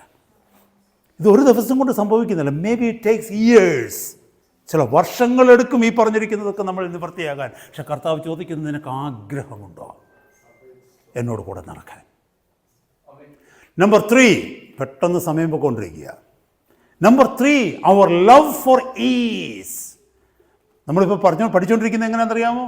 കൊലോസ്യ ലേഖനത്തിൽ നമ്മൾ വായിച്ചു, രണ്ടാമത്തെ ലേഖനത്തിൽ കൊലോസ്യ ലേഖനം 2-ാം അധ്യായത്തിൽ നമ്മൾ വായിച്ച 6-7 വാക്യങ്ങളിൽ നിന്ന്, അവനെ ക്രിസ്തുവിനെ സ്വീകരിച്ചതുപോലെ അവൻ്റെ കൂട്ടായ്മയിൽ നടക്കുവിൻ. ഒന്ന് നമ്മൾ കേട്ടു, എന്തോന്നറിയാമോ? നമ്മുടെ സെൽഫ് റൈച്ചസ്നെസ്, നമ്മുടെ സ്വയനീതി വേണ്ടെന്ന് വെക്കണം. 2, നമ്മുടെ സെൽഫ് ലൈഫ് സ്റ്റൈൽ, നമ്മുടെ സ്വയ ജീവിത രീതികൾ വേണ്ടെന്ന് വെക്കണം. 3, അവർ ലവ് ഫോർ ഈസ്, ആഡംബരത്തോടുള്ള ഭ്രമം നമുക്ക് വേണ്ടെന്ന് വെക്കണം. എന്ന് പറഞ്ഞാൽ ആവശ്യത്തിൽ കവിഞ്ഞുള്ളതൊന്നും എനിക്ക് വേണ്ടെന്ന് വെക്കണം. അതായത് അർത്ഥം. ഒരുവൻ ക്രിസ്തുവിലേക്ക് വരുമ്പോഴുള്ള മാറ്റമാണ് സംഭവിക്കുന്നത് കേട്ടോ. ആഡംബര പ്രേമം വേണ്ടെന്ന് വെക്കണം. എന്ന് പറഞ്ഞാൽ ലോകത്തോടുള്ള പ്രേമം വേണ്ടെന്ന് വെക്കണം. പണ്ട് നമുക്ക് ഒത്തിരി സ്റ്റൈലുകളുണ്ടായിരുന്നു. ക്രിസ്തുവിലേക്ക് വന്നു കഴിയുമ്പോൾ ഒറ്റ സ്റ്റൈലേ ഉള്ളൂ, ക്രിസ്തുവിൻ്റെ സ്റ്റൈൽ. നമ്മൾ if you see your life seriously, ക്രിസ്തീയ ജീവിതം ഗൗരവത്തോടെ കാണുന്നെങ്കിൽ മാത്രം, അല്ലെങ്കിൽ it is your choice or it is my choice. Easy life, approval of men, acceptance, because we are called to be soldiers. പടയാളികളായിട്ടാണ് നമ്മളെ ദൈവം വിളിച്ചിരിക്കുന്നത്. ആരുടെ പടയാളികളായിട്ട്? ദൈവരാജ്യത്തിൻ്റെ പടയാളികളായിട്ട്. 2 തീമോത്തിയിലേക്ക് വരുമ്പോൾ ഒരു മനോഹര വാക്യമുണ്ട്. 2 തീമോത്തി 2:4 ആരെങ്കിലും ഒന്ന് വായിച്ചേ. പടചേർത്തവനെ പ്രസാദിപ്പിക്കേണ്ടതിന് യാതൊരു പടയാളിയും ജീവനകാര്യങ്ങളിൽ ഇടപെടാതിരിക്കുന്നു. എന്ന് പറഞ്ഞാൽ അതിൻ്റെ അർത്ഥം എന്താണെന്നറിയാമോ? മിലിറ്ററി ക്യാമ്പിൽ താമസിക്കുന്ന ഒരു പടയാളി വെളിയിൽ താമസിക്കുന്ന ആൾക്കാർ, സിവിലിയൻ സിറ്റിസൺസിൻ്റെ കൂട്ട് അവർക്ക് തോന്നുന്ന രീതി ചെയ്യാൻ പറ്റുന്നുണ്ടോ? ഇല്ല. ക്യാമ്പിലേക്ക് ചെന്നാൽ, മിലിറ്ററി ക്യാമ്പിലേക്ക് ചെന്ന് കഴിഞ്ഞാൽ ഒരു ഡിസിപ്ലിൻ ഉണ്ട്. രാവിലെ ഇത്ര മണിക്ക് എഴുന്നേക്കണം. തണുപ്പാന്ന് പറഞ്ഞ് ചുരുണ്ടുകൂടി ഡുവേൻ്റെ കീഴെ കിടക്കാൻ പറ്റത്തില്ല. പിന്നെ അവർ വെച്ചിരിക്കുന്ന റേഷനുണ്ട്. രാവിലത്തെ ബ്രേക്ക്ഫാസ്റ്റ് ഇന്ന സാധനമാണ്. നമ്മൾ പറയും ഇതെനിക്ക് വയറിന് പിടിക്കത്തില്ല, എനിക്ക് ഇന്ന സാധനം കിട്ടി. വീട്ടിൽ ഞാൻ ഇങ്ങനെയൊക്കെയാണ് തിന്നുകൊണ്ടിരുന്നു കഴിഞ്ഞാൽ പറ്റുമോ? അവിടെ ഒരു ലൈഫ് സ്റ്റൈലുണ്ട്. അവിടെ a different life style ordained for a military man. ഒരു പടയാളിക്ക് ചേരുന്നതായിട്ടുള്ള ഒരു സ്റ്റൈൽ അവിടെയുണ്ട്. ഇവിടെ പറയുകയാണ്, പടചേർത്തവനെ പ്രസാദിപ്പിക്കേണ്ടതിന് യാതൊരു പടയാളിയും ജീവന കാര്യങ്ങൾ ഇടപെടാതിരിക്കുന്നു. ഞാൻ സ്വന്തം ജീവിത രീതിയിൽ ആശ്രയിക്കാതിരിക്കുന്നു. എന്തിന്? പടചേർത്തവനെ പ്രസാദിപ്പിക്കേണ്ടതിന്. ആ രാജ്യത്തെ നമ്മളെ റിക്രൂട്ട് ചെയ്ത് പടയാളിയാക്കി മാറ്റിയ ആ മിലിറ്ററി ഡിപ്പാർട്ട്മെൻറ്റിനെ അല്ലെങ്കിൽ നമ്മുടെ സുപ്പീരിയേഴ്സിനെ പ്രസാദിപ്പിക്കേണ്ടതിന്. നമ്മളെ പടയാളിയായിട്ട് വിളിച്ചത് ക്രിസ്തുവാണ്. അപ്പോൾ ക്രിസ്തുവിനെ പ്രസാദിപ്പിക്കേണ്ടതിന് ക്രിസ്തുവിൻ്റെ പടയാളിയായി ഞാൻ ജീവിക്കുമ്പോൾ ഒരു ക്രിസ്തുവിൻ്റെ പടയാളിക്ക് യോജിക്കുന്ന ജീവിത രീതി എന്തെന്ന് ദൈവവചനം നമുക്ക് നിഷ്കാഷിക്കുമ്പോൾ നമ്മൾ ആ ജീവിതത്തിൻ്റെ രീതിയിലൂടെ പോകണമെന്നാണ് അതിൻ്റെ അർത്ഥം. ഹല്ലേലൂയ. ഈ വചനം പഠിക്കാത്തവർക്ക് അതൊന്നും ചെയ്യാൻ പറ്റത്തില്ല കേട്ടോ. അല്ലെ, വചനം കേട്ടനുസരിക്കുവാൻ ആഗ്രഹമില്ലാത്തവർക്ക് എന്ന് പറഞ്ഞാൽ നമുക്ക് എല്ലാ ലൈഫ് സ്റ്റൈലും മാറാൻ പറ്റത്തില്ലെന്ന്. ഇവിടെ ഒന്ന് നാട്ടിൽ ചെല്ലുമ്പോൾ വേറൊരു ലൈഫ് സ്റ്റൈല്, എല്ലാവരും കാണുമ്പോൾ സഭ കാണുമ്പോഴൊരു ലൈഫ് സ്റ്റൈല്, സഭ കാണാത്തപ്പോൾ വേറൊരു life style. I tell you, സഭ കണ്ടാലും സഭ കണ്ടില്ലെങ്കിലും നാട്ടുകാർ കണ്ടാലും നാട്ടുകാർ കണ്ടില്ലെങ്കിലും കർത്താവ് കണ്ടുകൊണ്ടിരിക്കുക. അവൻ നിന്നെ മാനിക്കത്തില്ല, അവൻ നിന്നെ കൈവിടും. 100% ഷുവർ. അതിന് പറയുന്ന ഹിപ്പോക്രസി, കപടഭക്തി. എന്നെ കേൾക്കുന്ന ദൈവമക്കളെ, ഞാൻ നാട്ടിലൊക്കെ പോകുമ്പോൾ കാണുന്നതാ പലതും. ജീവിത രീതികൾ മാറുന്നത്. പരിചയക്കാരില്ലാത്ത ചിലപ്പോൾ ഞാൻ ഉഗാണ്ടയിൽ പോയാലും ഈ ഞാൻ തന്നെയായിരിക്കണം. സൗത്ത് ആഫ്രിക്ക പോയാലും ഞാനായിരിക്കണം. സൗത്ത് അമേരിക്ക പോയാലും ഞാനായിരിക്കണം. കേരളത്തിൽ പോയാലും ഞാനായിരിക്കണം. എനിക്ക് രണ്ട് മുഖമരുത്, എനിക്ക് രണ്ട് ജീവിത രീതിയരുത്. ഞാൻ ആരെയാ പേടിക്കുന്നത്? നാട്ടുകാരെയാണോ, വീട്ടുകാരെയാണോ, സഭക്കാരെയാണോ? ഞാൻ പേടിക്കേണ്ടത് എന്നെ പടചേർത്ത ക്രിസ്തുവിനെയാ. അവന്റെ വരവിക്കൽ എനിക്ക് എടുക്കപ്പെടണം. ഞാൻ ഈ മിഷണറി ജേർണിക്കൊക്കെ പോകുമ്പോൾ, മിഷണറി ട്രാവലിനൊക്കെ പോകുന്നുണ്ടെ എനിക്കറിയത്തില്ല എനിക്ക് മടങ്ങി UK വരാൻ പറ്റുമോ എന്ന് എനിക്കറിയത്തില്ല. അതുപോലെ നമ്മൾ ഓരോരുത്തരും നാട്ടിൽ പോകുമ്പോൾ നമുക്ക് ആർക്കെങ്കിലും ഉറപ്പുണ്ടോ തിരിച്ചു വരുമെന്ന്? ഞാൻ എവിടെയായിരുന്നാലും കർത്താവിന്റെ കാഹളം ധരിക്കുമ്പോൾ അവിടെ എടുക്കപ്പെടണം. ഞാൻ പടചേർത്തവനെ പ്രസാദിപ്പിക്കുന്നതായിരിക്കണം നമ്മുടെ ജീവിത രീതി. ദൈവസഭയെ ദുഷിപ്പിക്കുന്നതോ ദൈവനാമത്തിന് ദുഷ്ടഹേതു വരുത്തുന്നതോ ദൈവനാമം ദുഷിക്കുന്നതോ ആയിട്ടുള്ളത് ഒന്നുമാകരുത് എൻ്റെ ജീവിത രീതി. ഇവിടെ പറയുകയാണ്, അവർ ലവ് ഫോർ ഈസ്, ആഡംബരങ്ങളോടുള്ള ഭ്രമം, സൗകര്യങ്ങൾ. എനിക്ക് എപ്പോഴും സൗകര്യം വേണം. നമ്മുടെ സ്ലീപ്പ് ഒരു പടയാളിയുടെ പ്രത്യേകതയാണ്. Sleep, food, sex, pleasure, partying, ഇതെല്ലാത്തിനും കൺട്രോൾ വേണം ജീവിതത്തിൽ. ഒരു പടയാളിയുടെ പ്രത്യേകതയാണ്. ഭക്ഷണത്തെ നിയന്ത്രിക്കുന്നതായിരിക്കണം, ഉറക്കത്തെ നിയന്ത്രിക്കുന്നതായിരിക്കണം. ജീവിതത്തെ ഡിസിപ്ലിൻ ചെയ്യും ഒരു പടയാളി. നമ്മുടെയൊക്കെ കൂട്ട് 45 ഇഞ്ച് വയറും വെച്ചുകൊണ്ടൊന്നും അല്ല ഒരു പടയാളി നടക്കുമോ? ഞാൻ വയറിനൊന്നും അല്ല കുറ്റം പറയുന്നത്, ഞാൻ ലൈഫ് സ്റ്റൈലിനെ കുറിച്ച് പറയുകയാണ്. അതുകൊണ്ട് അവർ രാവിലെ 5 മണിക്ക് 4 മണിക്ക് എഴുന്നേപ്പിച്ച് എക്സസൈസ് ചെയ്യിക്കുന്നത് എന്തിനാണെന്നറിയാമോ? യുദ്ധം വരുന്നുണ്ടേ ഈ എടുക്കാൻ വയ്യാത്ത വയറും എടുത്തുകൊണ്ട് ഓടണ്ടേ അല്ലേ? ഞാനൊരു എക്സാമ്പിൾ പറയാം സഹോദരങ്ങളെ. നമുക്ക് അവിടെ ചെന്ന് പറയാനൊക്കത്തില്ല എനിക്ക് ഇഷ്ടപ്പെട്ട ഭക്ഷണം ഇന്നതായിരുന്നു, ഞാൻ ഇത്രയും നേരം കിടന്ന് ഉറങ്ങുന്ന ആളായിരുന്നു, എൻ്റെ വീട്ടിൽ ഞാൻ ഉണർന്ന ഉടനെ അമ്മ കൊണ്ട് കടുങ്കാപ്പി തരുമായിരുന്നു, അത് കഴിഞ്ഞ് ബ്രേക്ക്ഫാസ്റ്റ് തരുമായിരുന്നു, ബുൾസൈ ഉണ്ടാക്കിക്കൊണ്ട് തരുമായിരുന്നു. ഇതുവരെ ചെന്ന് മിലിറ്ററി ക്യാമ്പിൽ പറയാൻ പറ്റുമോ? പടചേർത്തവരെ പ്രസാദിപ്പിക്കൽ. ക്രിസ്തുവിൻ്റെ അടുക്കിലേക്ക് നീ കടന്നു വരുമ്പോൾ നിൻ്റെ ഓൾഡ് ലൈഫ് സ്റ്റൈൽ മുഴുവൻ മാറണം. എങ്കിൽ മാത്രമേ ക്രിസ്തീയ ജീവിതത്തിൻ്റെ അനുഗ്രഹത്തെയും സന്തോഷത്തെയും നമുക്ക് പ്രാപിക്കാൻ പറ്റും. ഇപ്പം നമ്മുടെ കുഴപ്പമെന്ന് വെച്ചാൽ അതിൽ നിന്നും കുറച്ചെടുക്കണം, ഇതിൽ നിന്നും കുറച്ചെടുക്കണം. നമ്മൾ തീന്മേശയിൽ ഡിന്നർ ടേബിളിൽ ഇരുന്നുകൊണ്ട് അതിൽ നിന്ന് കുറച്ചെടുക്കും, ഇതിൽ നിന്ന് കുറച്ചെടുക്കും. അതുപോലെയാണ് നമ്മുടെ ക്രിസ്തീയ ജീവിതം. ലോകത്തിൽ നിന്ന് കുറച്ച് ചൂണ്ടിയെടുക്കും, മറ്റടുത്ത ഇവിടെ ഇപ്പുറത്തുനിന്ന് കുറച്ചെടുക്കും, അതിനോട് ഇതിൽ നിന്നും കുറച്ചെടുക്കും. That is the very reason we are suffering. കാരണം പിശാചിൻ്റെ കൂടെയും ദൈവത്തിൻ്റെ കൂടെയും ഒരുപോലെ നിൽക്കത്തില്ല. പിശാച് വേണേൽ കൂടെ നിൽക്കും, പക്ഷെ ദൈവം കൂടെ നിൽക്കത്തില്ല. എന്നെ കേൾക്കുന്ന സഹോദരങ്ങളെ, നമുക്ക് റിപ്പൻറ്റ് ചെയ്യാം. നമുക്ക് ഞാൻ മുമ്പേ പറഞ്ഞുകൊണ്ട് പെർഫെക്റ്റ് അല്ല, നമുക്ക് ആർക്കും പെർഫെക്റ്റ് ആക്കാൻ പറ്റത്തില്ല. പക്ഷെ ഈ വചനം കേൾക്കുമ്പോൾ നമ്മൾ സ്വയം പറയണം, കർത്താവേ ഞാൻ ഇങ്ങനെയൊക്കെ ആണല്ലോ, എന്നെ ഒന്ന് സഹായിക്കണമേ കർത്താവേ, എന്ന് നമ്മൾ പറയണം. കർത്താവ് അതാ ആഗ്രഹിക്കുന്നത് കേൾക്കാൻ. അങ്ങനെ വിളിക്കുന്നവരോടാ കർത്താവ് കൃപ കൊടുത്ത് സഹായിക്കുന്നത്. ചിലപ്പോൾ നാളെ ഇങ്ങനെ ആകണമെന്നില്ല. It takes some time. ഒരു കുഞ്ഞ് നടക്കാൻ തുടങ്ങുന്നത് എത്രയോ മാസങ്ങൾ വീണതിന് ശേഷമല്ലേ? ആദ്യം എഴുന്നേൽക്കുമ്പോൾ വീഴും. ആദ്യം എരയാൻ തുടങ്ങും, പിന്നെ 4 കാലയിലാകും. ഒന്ന് ഓർത്ത് നോക്കി, ഒരു കുഞ്ഞ് നടക്കുന്ന പ്രോസസ്സ് എന്തൊക്കെയാ അല്ലേ?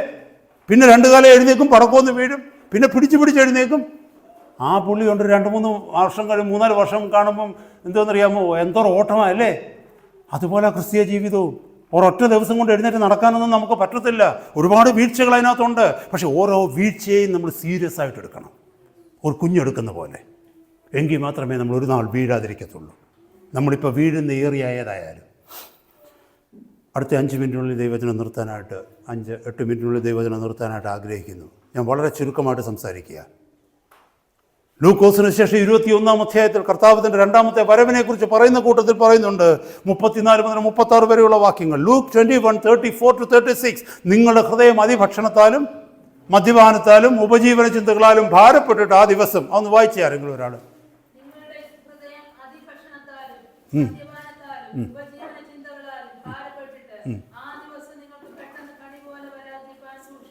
ആ മതി. Thank you sister. അവിടെ എഴുതിയിരിക്കുന്നതാണ്ടോ, നിങ്ങളുടെ വയറെന്നല്ല പ്രതിക്കുന്നത്, ഹൃദയം. ഈ മദ്യപാനം എന്ന് പറയുമ്പോൾ നമ്മൾ വിചാരിക്കുന്ന കള്ളുകുടിയെക്കുറിച്ചാണ്. അപ്പോൾ കുടിയന്മാർക്കും എഴുതിയ വാക്യമായി അല്ല. നിങ്ങളുടെ ഹൃദയത്തിലേക്ക് അതിഭക്ഷണം കടന്നു വരരുത്. നിങ്ങളുടെ ഹൃദയത്തിലേക്ക് മദ്യപാനം കടന്നു വരരുത്. നിങ്ങളുടെ ഹൃദയത്തിലേക്ക് ലൗകികമായ മോഹങ്ങളും കാര്യങ്ങളും കടന്നു വരരുത്. എന്ന് വെച്ചാൽ you shouldn't B busy with this worldly things. നിങ്ങളുടെ ഹാർട്ടില് ഈ ലോകത്തിലെ ചിന്തകൾ കൊണ്ട് നിങ്ങൾ നിറഞ്ഞ് ആ ദിവസം കണി പോലെ നിങ്ങളുടെ ജീവിതത്തിൽ വരുന്നു. ഞാൻ നിങ്ങൾ അറിയാത്ത സമയത്ത് അത് സംഭവിക്കും. കർത്താവിൻ്റെ വരവ് അതാ അവിടെ എഴുതിയിരിക്കുന്ന അർത്ഥം. എനിക്കത് എക്സ്പ്ലെയിൻ ചെയ്ത്, ഇതൊക്കെ പണ്ട് ചില മെസ്സേജുകളിലൊക്കെ അതൊക്കെ എക്സ്പ്ലെയിൻ ചെയ്തിട്ടുള്ളതാണ്. ഞാൻ അവിടേക്ക് പോകുന്നില്ല വീണ്ടും. എന്ന് പറഞ്ഞാൽ ഈ ലോക ചിന്തകൾ, എന്നെ കേൾക്കുന്ന ദൈവമക്കളെ, നമ്മുടെ ക്രിസ്തീയ ജീവിതത്തെ തകർക്കരുത്. ഓരോന്നിനും കൊടുക്കേണ്ട പ്രാധാന്യം മാത്രം നമ്മൾ കൊടുക്കണം. ജോലിക്ക് കൊടുക്കേണ്ട പ്രാധാന്യം ജോലിക്ക് കൊടുക്കണം. കുടുംബത്തിന് കൊടുക്കേണ്ട പ്രാധാന്യം കുടുംബത്തിന് കൊടുക്കണം. സ്വകാര്യ ജീവിതത്തിന് കൊടുക്കേണ്ട പ്രാധാന്യം സ്വകാര്യ ജീവിതത്തിന് കൊടുക്കണം. സഭയ്ക്ക് കൊടുക്കേണ്ട പ്രാധാന്യം സഭയ്ക്ക് കൊടുക്കണം. നമ്മുടെ സ്വകാര്യ ജീവിതത്തിൽ ദൈവവുമായിട്ടുള്ള ബന്ധത്തിനുള്ള ആ ഇന്റിമസി വിത്ത് ദ ലോർഡ്, അതിനുള്ള പ്രാധാന്യം അതിന് കൊടുക്കണം. Everything must be at the right place. അതാ അതിൻ്റെ അർത്ഥം. The last point, favour of the world, അല്ലെങ്കിൽ ഫ്രണ്ട്ഷിപ്പ് വിത്ത് ദ വേൾഡ്. ലോകവുമായിട്ടുള്ള ബന്ധം, ലോകത്തിൻ്റെ ഫേവർ, ലോകത്തിൽ നിന്ന് നേടണം. എനിക്ക് ലോകത്തിൽ നിന്ന് നേടണം. ലോകത്തിൻ്റെ അംഗീകാരം, ലോകത്തിൻ്റെ സ്വാധീനം, ലോകത്തിൽ നിന്ന് എനിക്ക് കിട്ടേണ്ട സമ്പത്ത്, ലോകത്തിൻ്റെ പേര്, ലോകത്തിൻ്റെ പെരുമ, ലോകത്തിൻ്റെ അക്സെപ്റ്റൻസ്, ഇതെല്ലാം നേടണമെന്നുള്ള ആഗ്രഹം വേണ്ടെന്ന് വയ്ക്കണം. കാരണം ഞാൻ ഈ ലോകത്ത് കുറച്ച് കാലമേ ഉള്ളെന്നുള്ള ബോധ്യത ജീവിക്കണം. ഞാൻ എന്തോ നേടിയാലും ശരി, അതെല്ലാം ഇവിടെ വിട്ടിട്ട് ഞാൻ പോകേണ്ടി വരും. ഒന്ന് ഓർത്ത് നോക്കിക്കേ, നമ്മുടെ കുഞ്ഞുങ്ങളൊക്കെ വീടുകളൊക്കെ വിസിറ്റ് ചെയ്യാൻ പോകത്തില്ലേ? സ്ലീപ്പ് ഓവറിനൊക്കെ പോകത്തില്ലേ? പോവും. അവിടെ ചെല്ലുമ്പോൾ ഒത്തിരി കളിപ്പാട്ടങ്ങളൊക്കെ അവിടെ കാണുമല്ലോ, കാണത്തില്ലേ? ഉണ്ടല്ലോ. രാവിലെ സ്ലീപ്പ് ഓവർ കഴിഞ്ഞ് തിരിച്ച് വീട്ടിലോട്ട് വരുമ്പോൾ അവിടുത്തെ കളിപ്പാട്ടങ്ങളെല്ലാം നമ്മുടെ ബാഗിനകത്ത് ഇട്ടുകൊണ്ട് വരുമോ? അതെന്താ? നമുക്കറിയാം, നമ്മുടെ ആ വീട്ടിൽ കിടക്കാൻ പോകുന്ന ഒരു രാത്രിയിലേക്ക് സ്ലീപ്പ് ഓവറിന് പോയതാ. അവിടെയുള്ള സാധനമൊന്നും നമ്മുടേതല്ല. അവിടെ ഉള്ളപ്പോൾ നമുക്കതെടുത്ത് കളിക്കുകയൊക്കെ ചെയ്യാം അവിടെയുള്ള പിള്ളേരുടെ കൂടെ. പക്ഷെ ആ വീട് വിട്ടിറങ്ങുമ്പം അവിടുന്ന് ഞാൻ എന്തൊക്കെ എടുത്തോ അതൊക്കെ അവിടെ കൊടുത്തിട്ടേ വരാൻ പറ്റൂ. പോക്കറ്റിലിട്ടുകൊണ്ട് വന്നു കഴിഞ്ഞാൽ നമ്മളെ ലോകം വിളിക്കും കള്ളനെന്ന്. പിന്നെ ഒരിടത്ത് സ്ലീപ്പ് ഓവറിന് നമ്മളെ വിളിക്കത്തില്ല. വിളിക്കുമോ? വിളിക്കത്തില്ല. ഈ ലോകത്ത് നമ്മൾ വരുമ്പോൾ ഓർക്കുക, ഇവിടെ ജസ്റ്റ് ഒരു സ്ലീപ്പ് ഓവറേ ഉള്ളൂ. കുറച്ച് നാളത്തേക്ക് ജീവിക്കാനുള്ളൊരു ടെമ്പററി പ്ലേസ്, ഒരിടക്കാല താവളം മാത്രമായി ഈ ലോകം. ഈ ലോകത്തെക്കുറിച്ച് കളിപ്പാട്ടങ്ങളുണ്ട് നമ്മൾ ഇവിടെ ഉള്ളപ്പോൾ ഉപയോഗിക്കാൻ വേണ്ടിയുള്ളത്. അതൊന്നും നമ്മൾ ബാഗിനകത്തിട്ട് പോകുന്നിടത്തൊക്കെ കൊണ്ടു നടക്കേണ്ട കാര്യമൊന്നുമില്ല സഹോദരങ്ങളെ. കാരണം ഇതെല്ലാം ഞാൻ ഇവിടെ കളഞ്ഞിട്ട് പോകണം എൻ്റെ ഭവനത്തിലേക്ക്. മറന്നു പോകരുത് സഹോദരങ്ങളെ. ഹല്ലേലൂയ. അതാ യേശു കർത്താവിൻ്റെ ലൈഫ് സ്റ്റൈൽ ആയിരുന്നു. യോഹന്നാന്റെ സുവിശേഷം 14:30 യേശു കർത്താവ് പറയുന്നു, here is the Prince of the world coming, I have nothing of him. ഇതാ ലോകത്തിൻ്റെ പ്രഭു വരുന്നു, അവൻ്റെതൊന്നും എന്നിലില്ല. നമുക്കത് പറയാൻ കഴിയണം. ഈ ലോകത്തിൻ്റെതൊന്നും എന്നിലില്ല. അതിൻ്റെ അർത്ഥം ലോകത്തിൻ്റെ വീട് എനിക്കില്ലെന്നോ കാറില്ലെന്നോ അല്ലെങ്കിൽ ലോകത്തിലുള്ള ജോലിയില്ലെന്നോ ഒന്നുമല്ല. പക്ഷേ അതിനുള്ള അറ്റാച്ച്മെൻറ്റ് അതെൻ്റെ ജീവനായിട്ട് ഞാൻ കാണുന്നില്ല. എൻ്റെ വീട് കുറേ ഞാൻ ജീവനോടിരിക്കുമ്പോൾ ജീവിക്കാനുള്ള ഒരു വീട്, എനിക്ക് ഒരു വാഹനം ദൈവം തന്നു, എൻ്റെ ആവശ്യത്തിന് അത് ഉപയോഗിക്കുന്നു. അല്ലാതെ എനിക്കത് അയ്യോ എൻ്റെ ഇതാ, ഞാൻ അതിനു വേണ്ടിയല്ല അതാ എൻ്റെ മീനിങ്. ഞാൻ ഇതിനൊന്നിനും വേണ്ടിയല്ല ജീവിക്കുന്നത്. ഈ ലോകത്തിൽ ഉപയോഗിക്കുവാൻ, എനിക്കും എൻ്റെ കുടുംബത്തിനും എൻ്റെ കുഞ്ഞുങ്ങൾക്കും ഉപയോഗിക്കുവാൻ കർത്താവ് ദാനം തന്നു, അത് ഞാൻ ഉപയോഗിക്കുന്നു. പക്ഷേ ഇതിനേക്കാളൊക്കെ അപ്പുറമാണ് എനിക്ക് എൻ്റെ കർത്താവ് എന്ന് പറഞ്ഞ കർത്താവ് ഈ നിമിഷം ഇത് എനിക്ക് വിട്ടുകളയണമെന്ന് നീ എന്നോട് പറഞ്ഞു, ഞാൻ വിട്ടുകളയാൻ തയ്യാറാ എന്ന് പറയാൻ നമുക്ക് കഴിയണം. ഇതെൻ്റെ സമ്പത്തല്ലെന്ന് പറയാം. ഹല്ലേലൂയ. നമ്മൾ പാട്ട് പാടും, എൻ്റെ സമ്പത്തെന്നു ചൊല്ലുവാൻ വേറെയില്ലൊന്നും, യേശു മാത്രം സമ്പത്താകുന്നു. ശരിയല്ലേ? നമ്മൾ പാടുമോ? പഴയ പാട്ടാ. സത്യം പറഞ്ഞാൽ അത് ശരിയാണോ നമ്മൾ പാടുന്നത്? ഈ പാട്ടൊക്കെ പാടുമ്പോൾ ദൂതന്മാരിന്ന് ചിരിക്കുക, ഈ പുള്ളിക്കാരൻ ശരിയാന്ന്, ഈ പുള്ളിക്കാരൻ്റെ പോക്കും വരവും കണ്ടു കഴിഞ്ഞാൽ ദൂതന്മാർ ചിരിക്കുക. പക്ഷെ നമ്മുടെ തൊട്ടടുത്ത് നിന്നൊക്കെ പറയും, എന്ത് ഭക്തനായ മനുഷ്യനാ, പാട്ടിൻ്റെ ആ റിതമൊക്കെ കേട്ടില്ലേ? സഭയ്ക്കകത്ത് ദൂതന്മാരുണ്ട്. ദൂതന്മാർ പറയുക, അവർ തമ്മിൽ നോക്കി ചിരിക്കുക. എന്നെ കേൾക്കുന്ന ദൈവമക്കളെ, ഇവിടെ പറയുന്നു, കർത്താവ് പറഞ്ഞു ഈ ലോകത്തിൻ്റെതൊന്നും എൻ്റേതല്ല. ലോകത്തിൽ കർത്താവ് ജീവിച്ചപ്പോൾ കർത്താവിന് നല്ല വസ്ത്രം ഉണ്ടായിരുന്നു. അതുകൊണ്ട് അവൻ്റെ വസ്ത്രം അവർ ചീട്ടിട്ട് പൗത്തെടുത്തത് എന്ന് പറഞ്ഞാൽ അത്രയ്ക്ക് വില കൂടിയ വസ്ത്രമായിരുന്നു. ആരോ കർത്താവിന് ദാനം ചെയ്ത് ഗിഫ്റ്റ് കൊടുത്തതാ. അതുകൊണ്ടാണ് പടയാളികൾ കർത്താവിനെ ക്രൂശിച്ചപ്പം അത് കീറാതെ വിഭാഗിച്ചെടുക്കാതെ ആ മേലങ്കി അവർ ചീട്ടിട്ടത്. ആർക്ക് വരുമെന്ന് വെച്ചാൽ അവരെടുത്തോട്ടെ എന്ന് പറഞ്ഞാൽ അത്രയ്ക്ക് വില കൂടിയ സാധനമാണ്. കർത്താവിന് കവർന്ന ഭൂമിയിൽ ഭവനം ഉണ്ടായിരുന്നു. വചനം പഠിച്ചാൽ മനസ്സിലാക്കും. കർത്താവ് നല്ല വൃത്തിയുള്ള ഭക്ഷണം തന്നെയാണ്, അല്ലാതെ കുളിക്കാതെ നനയ്ക്കാതെയും ഈ സന്യാസിമാർ നടത്തുന്നതിനോട് ജടയെല്ലാം കൂടെ വളർത്തി നടത്തുന്നവനല്ല കർത്താവ്. ഹി വാസ് എ ഡീസന്റ് മാൻ. അതിൻ്റെ അർത്ഥം അവൻ ഈ ലോകത്തെ സ്നേഹിച്ചെന്നുള്ളതല്ല. ലോകത്തിൽ ദൈവം കൊടുത്തത്, പിതാവ് കൊടുത്തത് അവൻ ഉപയോഗിച്ചു. എനിക്കും നിനക്കുമുള്ള വിളി അതാ, ലോകത്തെ ഉപയോഗിക്കുക. Minimum of the world, maximum of him. പെട്ടെന്ന് പോട്ടെ. യാക്കോബിൻ്റെ ലേഖനം 4:4 പറയുന്നു, വ്യഭിചാരികളായുള്ളവരെ, ലോകസ്നേഹം ദൈവത്തോട് ശത്രുത്വമാകുന്നു എന്ന് നിങ്ങൾ അറിയുന്നില്ലയോ? ലോകത്തിൻ്റെ സ്നേഹിതനാകുവാൻ ഇച്ഛിക്കുന്നവരെല്ലാം ദൈവത്തിൻ്റെ ശത്രുവാകുന്നു. ദൈവസഭയെ വിളിക്കുക വ്യഭിചാരിണികളെ എന്ന്. അതൊന്നും എനിക്ക് എക്സ്പ്ലെയിൻ ചെയ്യാൻ പറ്റത്തില്ല. എന്ന് പറഞ്ഞാൽ നമ്മൾ പറയുന്നു ക്രിസ്തു എൻ്റെ മണവാളനാണെന്ന് പറയുന്നു, പക്ഷേ പിശാച് നമ്മുടെ മണവാളനായിട്ട് തീരുമ്പോഴാണ് വ്യഭിചാരിണിയായിട്ട് മാറുന്നത്. നമ്മൾ ഒരു പുരുഷനുള്ളപ്പോൾ വേറൊരു പുരുഷൻ്റെ കൂടെ പോവുക, ഭർത്താവ് ഉള്ളപ്പോൾ വേറൊരു ഭർത്താവിൻ്റെ കൂടെ, അല്ലെ വേറൊരു പുരുഷൻ്റെ കൂടെ, ഭാര്യ ഉള്ളപ്പോൾ വേറൊരു സ്ത്രീയുടെ കൂടെ പോകുന്നത് ആ വ്യഭിചാരി. ഞാൻ പറയുന്നു, ക്രിസ്തു എന്ന് പറയുന്ന കാന്തന് വേണ്ടി എന്നെ മണവാട്ടിയാക്കി വെച്ചിരിക്കുന്നു, വിവാഹ നിശ്ചയം ചെയ്തിരിക്കുന്നു, 2 കൊരിന്ത്യർ 11-ാം അധ്യായത്തിൽ പറയുന്ന പോലെ. പക്ഷേ എൻ്റെ ജീവിതത്തിൽ ഞാൻ പിശാചിന് കീഴ്പ്പെട്ടു പോവുക എന്ന് പറഞ്ഞാൽ അവൻ്റെ അടിമയായിട്ട്, അവൻ്റെ സ്നേഹിതനായിട്ട് ജീവിക്കുമ്പോൾ ഞാൻ വ്യഭിചാരിണിയാണ്. അങ്ങനെയുള്ള വ്യഭിചാരിണികളോടാണ് സഭയിലുള്ളവരോട് പറയുന്നു, ലോകത്തോടുള്ള സ്നേഹം ദൈവത്തോട് ശത്രുത്വമാകുന്നു നിങ്ങൾ അറിയുന്നില്ലയോ? 1 യോഹന്നാൻ 2-ാം അധ്യായം 15-17 വാക്യങ്ങൾ പറയുന്നു, 15 മുതൽ 17 വരെ വാക്യങ്ങൾ പറയുന്നു, ലോകത്തെയും ലോകത്തിലുള്ളതിനെയും സ്നേഹിക്കരുത്. ഒരുവൻ ലോകത്തെ സ്നേഹിക്കുന്നുവെങ്കിൽ അവനിൽ പിതാവിൻ്റെ സ്നേഹം ഇല്ല. ചിന്തിക്കണം, ലോകം എത്രമാത്രം ഡേഞ്ചറാണെന്ന് നമുക്ക്. എബ്രായ ലേഖനം 11:38 പറയുന്നു, ലോകം അവർക്ക് യോഗ്യമായിരുന്നില്ല. വിശ്വാസ വീരന്മാരുടെ പട്ടിക പറയുന്നതിനകത്ത് എഴുതിയിരിക്കുക, ലോകം അവർക്ക് യോഗ്യമായിരുന്നില്ല. ഹല്ലേലൂയ. റോമാലേഖനം 12:2 പറയുന്നു, ഈ ലോകത്തിന് അനുരൂപമാകാതെ നന്മയും പ്രസാദവും പൂർണ്ണതയുമുള്ള ദൈവഹിതം ഇന്നതെന്ന് തിരിച്ചറിയേണ്ടതിന് മനസ്സ് പുതുക്കി രൂപാന്തരപ്പെടുവിൻ, ഈ ലോകത്തിന് അനുരൂപമാകാതെ. ഹല്ലേലൂയ.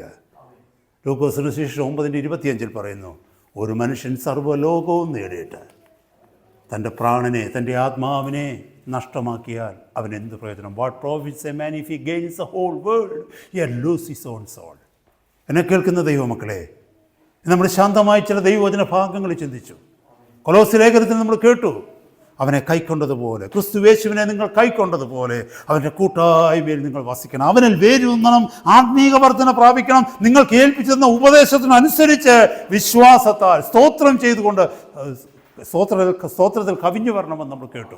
അപ്പോൾ അവൻ്റെ കൂട്ടായ്മയിൽ വസിക്കുവാനുള്ള 4 കാര്യങ്ങളാണ് നമ്മൾ ഇന്ന് പകൽക്കാലം ചുരുക്കമായിട്ട് ചിന്തിക്കുവാനായിട്ട് ഇടയായത്. 1, നമ്മുടെ സ്വയനീതിയിൽ നിന്ന് നമ്മൾ രക്ഷപ്പെടണം, സ്വയനീതി വേണ്ടെന്ന് വെക്കണം. 2, നമ്മുടെ self life style, sinful life style, പാപമംഗലമായ ജീവിതത്തിൻ്റെ ജീവിത രീതി നമ്മൾ വേണ്ടെന്ന് വെക്കണം, അല്ലേ? നമ്മൾ 3-ാമത് കേട്ടത് എന്താ? ആഡംബരത്തോടുള്ള ഭ്രമം, ഹല്ലേലൂയ, അത് വേണ്ടെന്ന് വെക്കണം. ലവ് ഫോർ ഈസ്, ആഡംബരത്തോടുള്ള ഭ്രമം. നാലാമത് നമ്മൾ കേട്ടു, our friendship with the world, favour with the world. ലോകത്തോടുള്ള നമ്മുടെ സഖിത്വം നമ്മൾ വേണ്ടെന്ന് വെക്കണം. എങ്കിൽ മാത്രമേ ഈ അനുദിന ജീവിതത്തിൽ ക്രിസ്തുവിനോട് കൂടെ ചേർന്ന് ജീവിക്കുവാൻ കഴിയൂ. ഈ വചനത്തെ കണ്ടംനേഷനായിട്ട് ആരും എടുക്കരുത്. ഇങ്ങനെ ജീവിക്കാൻ ആർക്കും പറ്റത്തില്ലെന്ന് നിങ്ങൾ പറയരുത് സഹോദരന്മാരെ, സഹോദരിമാരെ. പൗലോസിന് കഴിഞ്ഞു. പൗലോസ് അതുകൊണ്ടാണ് 1 കൊരിന്ത്യർ 11:1 പറയുന്നു, ഞാൻ ക്രിസ്തുവിൻ്റെ അനുകാരിയായിരിക്കുന്നത് പോലെ നിങ്ങൾ എൻ്റെ അനുകാരിയാവുക. അതേ പൗലോസാണ് പറഞ്ഞത്, മറ്റുള്ളവരോട് പ്രസംഗിച്ച ശേഷം ഞാൻ തന്നെ കൊള്ളരുതാത്തനായി തീരാതിരിപ്പാൻ എൻ്റെ ശരീരത്തെ ദണ്ഡിപ്പിച്ച് അടിമയാക്കി എത്ര ചെയ്തു. അപ്പോസ്തലന്മാരെല്ലാവരും നടന്നു. ഇന്നും നമ്മുടെ ചുറ്റുപാടിൽ ഈ വഴികളിൽ നടക്കുന്ന അനേക ഭക്തന്മാരും ഭക്തകളുമുണ്ട്. അവരാരും സന്യാസിമാരൊന്നും അല്ല കേട്ടോ, സാധാരണ മനുഷ്യരാണ്. കാരണം അവർക്കൊരു സ്വകാര്യ ജീവിതമുണ്ട്, ദൈവത്തെ ഭയപ്പെടുന്ന ജീവിതം, ദൈവത്തിൻ്റെ വഴികളിൽ ജീവിക്കുന്ന ജീവിതം. വീഴ്ച പറ്റുമ്പോൾ, തോൽവി പറ്റുമ്പോൾ, തെറ്റുപറ്റുമ്പോൾ ദൈവസന്നിധിയിൽ നെടുമ്പാട് വീണ് നിലവിളിച്ച് കർത്താവിൽ നിന്ന് കൃപ പ്രാപിച്ച് ഓരോ ദിവസവും ജീവിക്കുന്ന ജീവിതം. അങ്ങനൊരു ജീവിതത്തിലേക്ക് വരുവാൻ എന്നെയും നിങ്ങളെയും കർത്താവ് അധികം ബലം തന്ന ഈ നാളുകളിൽ സഹായിക്കട്ടെ എന്ന് പ്രാർത്ഥിക്കുന്നു. കർത്താവ് നമ്മളെ സഹായിക്കട്ടെ. ഹല്ലേലൂയ. ദൈവസന്നിധിയിൽ നമുക്ക് എല്ലാവർക്കും എഴുന്നേറ്റ് നിൽക്കാം.